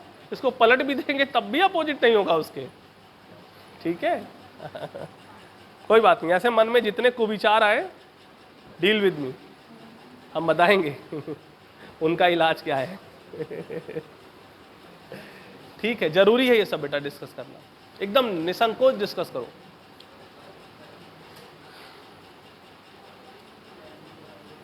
देखिए, जितना चिंतन करोगे उतना ही ये दिमाग ना क्लियर चलेगा, एकदम क्लियर। बोलते ना 8K टेक्नोलॉजी पे आ जाएगा फिर ये। अभी तुम लोगों का कौन चल रहा है? वो जो 1990 वाला टीवी आता था, झिल झिल झिल झिल झिल झिल झिल झिल हिलता रहता था। कभी क्रिकेट वाला दिखता था, कभी क्रिकेट वाला दिखता ही नहीं था। कहीं मूवी में कुछ दिख रहा है, ये हीरो है, ये हीरोइन है, समझ में नहीं आ रहा होता था। ऐसा होता था ना पहले, लेकिन अब एकदम क्रिस्टल क्लियर। पत्ती के ऊपर कोई बूंद पड़ी है, बूंद के अंदर कोई अगर अमीबा है तो वो भी दिखा देंगे। ये देखो, अब इतना साफ आ रहा है, 8K टेक्नोलॉजी इतनी बढ़िया है। तो आपका दिमाग भी वो 90 से उठा करके 22 में लेके आना है, एकदम क्लियर, कॉन्सेप्ट क्लियर, फॉर्मूले क्लियर, सब एकदम बढ़िया अच्छे से करना है, कोई भ्रम नहीं होना चाहिए मन में। चलिए ठीक है, तो यहां तक सभी को समझ में आ रहा है? शाबाश। चलो आगे देखो, एक बार फिर से बता दें क्या? देखो यहाँ पे बहुत सारे forces F1, F2, F3, F4 करते करते Fn तक थे। F1 θ1 एंगल बना रहा है, F2 θ2 बना रहा है और Fn θn एंगल बना रहा है। हमने सबसे पहले इनका रिजल्टेंट निकालने के लिए इन सभी फोर्सेस को रिजॉल्व किया x के लॉन्ग और y के लॉन्ग। जैसे F1 cos θ1 और F1 sin θ1, वैसे F2 को रिजॉल्व किया F2 cos θ2 और F2 sin θ2। ऐसे ही Fn को रिजॉल्व किया Fn cos θn और Fn sin θn। क्या ये बात समझ में आ रही है? जब ये बातें तुम्हें समझ में आ गई तो तुम्हें समझ में आ गया कि अब हमारे पास ये सारा बवाल खत्म। अब मेरे पास सिर्फ x के लॉन्ग फोर्स है और y के लॉन्ग फोर्स है कि नहीं है? अब सारे x वाले आपस में जोड़ दिए, खट खट खट खट खट खट यहाँ तक पहुंच गए। सारे y वाले आपस में जोड़ दिए, खट खट खट खट यहाँ तक पहुंच गए। समझ में आ रही मेरी बात? तो अब हमें fx और fy दो कंपोनेंट मिल गए, दोनों कंपोनेंट को फिर से रीड्रॉ किया और उठा करके उसका रिजल्टेंट निकाल लिया, f = √fx² + fy², और डायरेक्शन x एक्सिस से निकाल लिया tan alpha perpendicular upon base, मतलब fy/fx। यहाँ तक समझ में आया? शाबाश। अब सुनो, अगर इनको इक्विलिब्रियम में रखना मतलब f0 करना है, तो ये जीरो तभी होगा जब ये दोनों अलग अलग जीरो होंगे, क्योंकि स्क्वायर लगा हुआ है। जब तक अलग अलग जीरो नहीं होंगी टोटल वैल्यू जीरो होने वाली नहीं है। तो ऐसी परिस्थिति में अगर सिस्टम इक्विलिब्रियम है तो fx भी जीरो होगा और fy भी जीरो होगा, और अगर कहीं मान लो इसमें fz भी है, अगर है तो वो भी जीरो होगा। ये इक्विलिब्रियम की कंडीशन है जो यहाँ लिखी हुई है। क्या ये बात समझ में आ रही है? इसका मतलब अगर 100 फोर्स भी हैं और इक्विलिब्रियम में हैं तो उनके लिए तुम इस तरीके से डायरेक्ट इक्वेशन लिख सकते हो। ये सब सोचने की जरूरत नहीं, डायरेक्ट ये लिखो और बराबर जीरो, ये लिखो और बराबर जीरो, खत्म, खटाखट आंसर आएगा। क्या ये बात सभी को क्लियर हो गई? शाबाश। तो ठीक है, इसे लिखना तो है नहीं, सबने लिख लिया जिसको लिखना था। आगे बढ़ते हैं।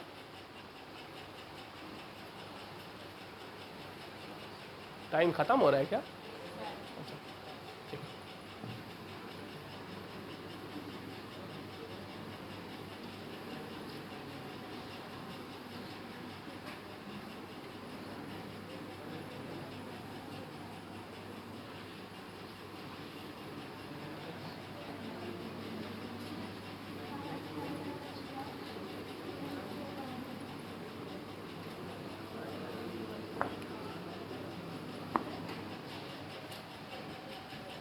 देखो, इसके बाद अगली चीज आती है तुम्हारी, सुनो ध्यान से, 2D representation of vector quantity. 2D representation of vector quantity कैसे करेंगे भाई, जरा ध्यान दो। हम चर्चा कर रहे थे 2D representation of vector quantity. देखिए, मान लीजिए थोड़ी देर के लिए कि ये वेक्टर A है, हमने एक परपेंडिकुलर यहाँ पे डाला और एक यहाँ पे डाला, ये लेंथ A1 ले ली और ये लेंथ A2 ले ली। ये A2 है तो ये भी A2 होगा। ये एंगल अल्फा ले लो, बाद में यूज़ करेंगे।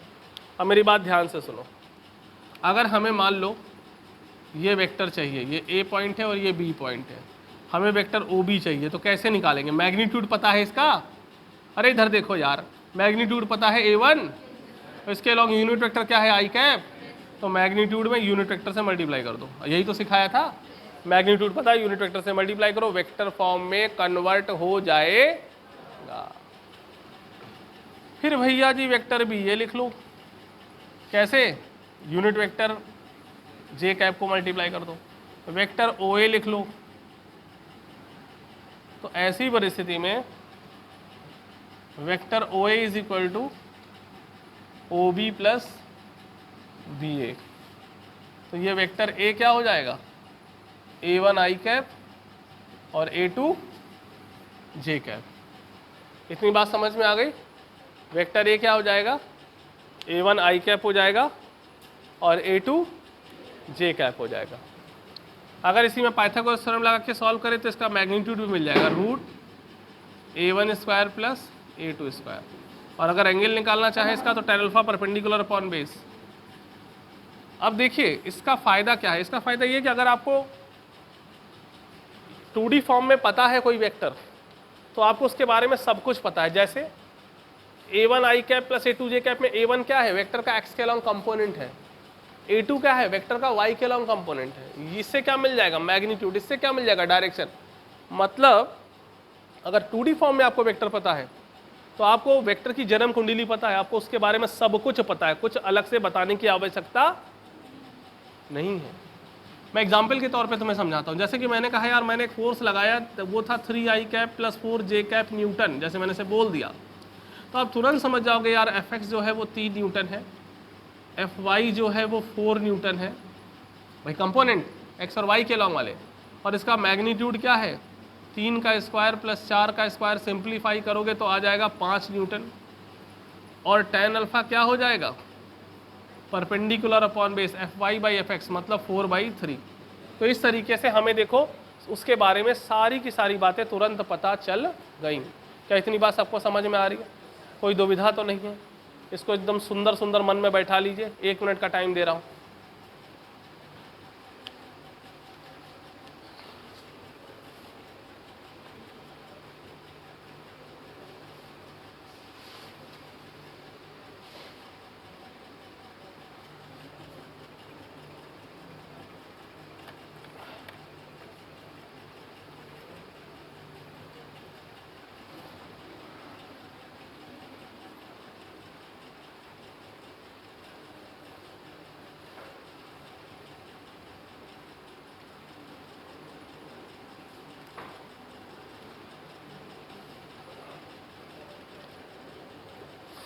चलो भाई,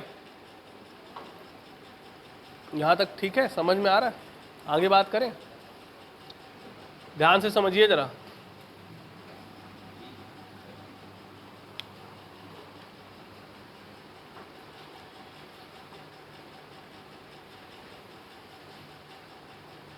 अब लिखेंगे 3D representation of a vector quantity.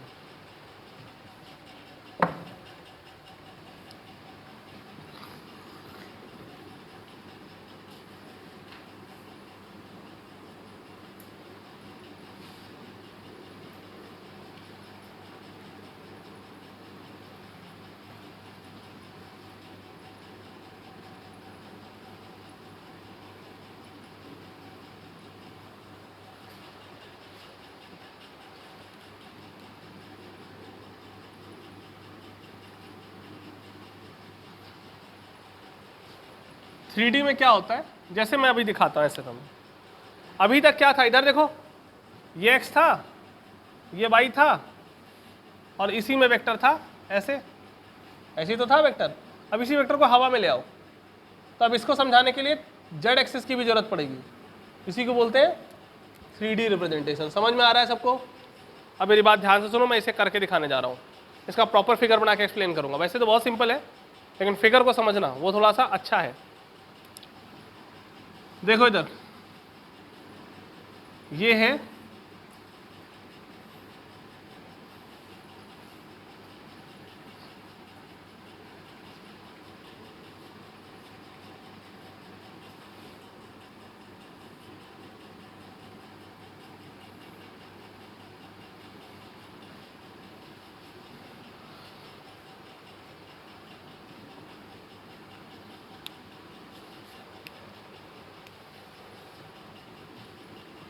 हाँ भाई देखो, अभी तक ये हमारा क्या था, ये x एक्सिस है फिलहाल, ये y एक्सिस है, ये z एक्सिस है। और सुनो, अभी तक हमारा वेक्टर यहाँ पे था, देखो यहाँ पे ऐसे, जिसमें हम पहले x पे चलते थे, y पे चलते थे, यहाँ पहुँच जाते थे। अब हमारा वेक्टर थोड़ा ऊपर हवा में आ गया ऐसे, और अब हमें इस वेक्टर तक पहुँचना है। बहुत ध्यान से देखेंगे कैसे पहुँचते हैं।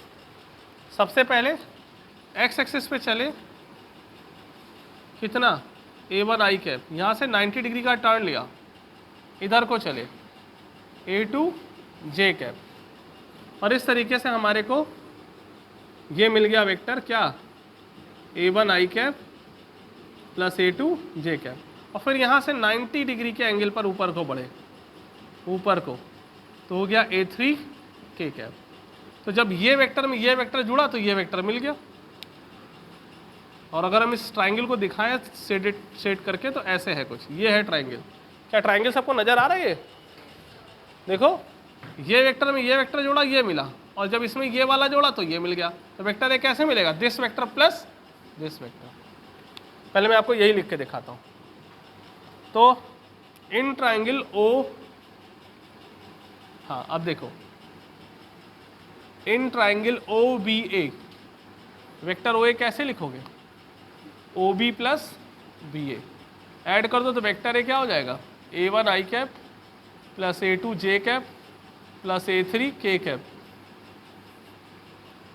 और इसका मैग्नीट्यूड क्या होगा? मॉड, वो हो जाएगा root A1 square plus A2 square, बस इसमें एक और आ जाएगा A3 स्क्वायर। अब इसमें एक और बड़ी ही महत्वपूर्ण सी चीज़ आती है, एंगल। वेक्टर ए जो है वो एक्स एक्सिस से कुछ एंगल बना रहा है, वाई से भी कुछ एंगल बना रहा है, और जेड से भी कुछ एंगल बना रहा है। ये बात सबको समझ में आ रही है? इन एंगल को हम कॉस में रिप्रेजेंट करते हैं, जिसे बोलते हैं हम लोग डायरेक्शन कोसाइंस। ध्यान दीजिएगा, अगर हम डायरेक्शन कोसाइंस की चर्चा करें तो इसका एक ट्रिक है याद करने का। जैसे कॉस अल्फा जो होता है, एक्स एक्सिस जो एंगल बन रहा है वो है A1 upon mod of A. तो इसकी ट्रिक ये है, देखो अल्फा किससे बन रहा है? एक्स एक्सिस से। ध्यान दो इधर, अल्फा किससे बन रहा है? एक्स एक्सिस से। एक्स के अलाउंग कंपोनेंट क्या होता है? A1, तो बस A1 upon mod of A. Mod of A मतलब इससे डिवाइड कर दो। ऐसे ही कॉस बीटा, बीटा किससे बन रहा है? वाई एक्सिस से। वाई एक्सिस के अलाउंग कंपोनेंट क्या है? A2, A2 upon mod of A. ऐसे ही गामा, कॉस गामा, गामा कैसे बन रहा है? जेड एक्सिस से। जेड एक्सिस के अलाउंग कंपोनेंट A3, तो A3 अपॉन मॉड ऑफ ए। ये समझ में आया सबको? मतलब जब वेक्टर एक प्लेन में होता है तो एंगल सिर्फ एक एक्सिस से पता हो काम चल जाता है, लेकिन अगर प्लेन में नहीं है, इस तरीके से 3D में है, तो कम से कम 2 एक्सिस से पता होना चाहिए। तुम कहोगे तीनों से क्यों नहीं? मैं बताता हूँ। अगर 2 से पता है तो तीसरे से अपने आप पता चल जाता है। दिखाता हूँ कैसे। देखो, अगर हम इन तीनों को स्क्वायर करके ऐड करें और सिंप्लीफाई करें तो cos square alpha plus cos square beta plus cos square gamma, ये कितना हो जाएगा? Cos square alpha plus cos square beta plus cos square gamma हो जाएगा 1। अब इसे ब्रेक कर दो, सिंप्लीफाई करो। चलो मैं डायरेक्टली लिख देता हूँ, सबका डेरिवेशन आपके नोट्स में देख लेना। Sine square alpha plus sine square beta plus sine square gamma, this is equal to 2। इतनी बात समझ में आ गई? Cos square plus cos square beta cos square gamma 1 होता है, और साइन में लिखेंगे तो 2 होता है। अब अगर तुम्हें 2 एंगल पता है तो तीसरा तो निकाल ही लोगे ना, तो इसलिए तीनों एंगल जरूरी नहीं है, 2 पता है तीसरा मिल जाएगा। जैसे जब 2D होता है तो उसमें एक एंगल अल्फा पता है, तो ऊपर वाला एंगल 90 में से घटा के निकाल लोगे, वाई से तो निकाल ही लोगे ना। अभी देखो तीसरा, देखो एक चीज़ और इसमें होती बड़ी इंपॉर्टेंट। अगर हमें ए कैप निकालना चाहे तो कैसे निकालेंगे? वेक्टर ए में मॉड ऑफ ए से डिवाइड करना पड़ेगा। वेक्टर ए है क्या? A1 I cap, A2 J cap और A3 के cap divided by mod of A. तो ए कैप क्या हो गया? A1 upon mod of A I cap plus A2 upon mod of A J cap plus A3 upon mod of A K cap. तो ये simplify कर लो, cos alpha I cap plus cos beta J cap plus cos gamma K cap, खत्म। तो इस तरीके से आपको क्या मिल गया बच्चों? यूनिट वेक्टर भी मिल गया। क्या इतनी बात भली भांति समझ में आ रही है? कोई दुविधा तो नहीं है? तो ये तुम्हारा वेक्टर का वो पोर्शन खत्म हो गया जो कि आपके चैप्टर 5 मतलब न्यूटन्स लॉज ऑफ मोशन तक यूज होता है। इसके बाद जो इसका पार्ट है वो यूज होता है कहाँ पर मालूम है? वो यूज होता है आपका छठा chapter work energy and power में, डॉट प्रोडक्ट। और क्रॉस प्रोडक्ट कहाँ यूज होता है? जाकर के रोटेशन में। लेकिन वो चीज़ें भी मैं आपको इसी वीक में ही करा दूंगा, एक लेक्चर लगेगा, करा दूंगा ताकि वो ख़त्म ही हो जाए पूरा। ठीक है, तो ये वेक्टर का लेक्चर आप कह सकते हैं, वेक्टर का पार्ट 1 खत्म हो गया आज। और इसके मैं फिर से बता दूं, नोट्स अगर जो लोग ऑनलाइन देख रहे हैं उनके लिए क्या है, उनके नोट्स इसमें लिंक में मिल जाएंगे, वहाँ से वो ले लेंगे। और जो भी चीज़ मैंने ऐड करने को उसमें बोली है वो ऐड भी कर लेंगे। और बाकी आप लोगों ने तो ऐड कर ही ली होंगी, ठीक है ना? बात समझ में आ रही है? अच्छे से करिए। आपकी बार जो टेस्ट है उसमें प्रोजेक्टाइल मोशन, वेक्टर और रिलेटिव वेलोसिटी, ये 3 चीज़ें आएंगे और ये सब चीज़ें सबकी पूरी हो जा रही हैं लगभग। जो अभी नया बैच है उसकी अभी उतनी नहीं पूरी हो पाई होंगी, लेकिन जो पहले से बैच चला उसका तो अब सब पूरा होने जा रहा है। नए बैच का भी जल्दी ही पूरा करा देंगे, वो चिंता ना करें एकदम, वो तो हम आगे बढ़ ही रहे हैं धीरे धीरे। ये बात सभी को समझ में आ रही है। और टेस्ट में अभी की बार फुल मार्क्स चाहिए मेरे को, 45 सही होने चाहिए फिजिक्स में। एकदम अपने आप को चैलेंज लेके चलो ना। लाइफ में चैलेंज भी कोई चीज़ होती है। चैलेंज कोई अगर देता है तो तुम्हें जोश आता है नहीं आता है कि नहीं भैया हमको चैलेंज मत दो, हमें नहीं लेना चैलेंज, हमारी ज़िंदगी में हम खुश हैं, जैसे पढ़े रहने दो हमको, ऐसा नहीं है ना। चैलेंज लेना चाहते हो ना, लो चैलेंज। ये वो चैलेंज है जो तुमको कहाँ से कहाँ पहुँचा देगा, समझ रहे। लाओ 45 पूरे कंप्लीट करो, एकदम गलत नहीं होना चाहिए एक भी। चलिए बच्चों, थैंक यू।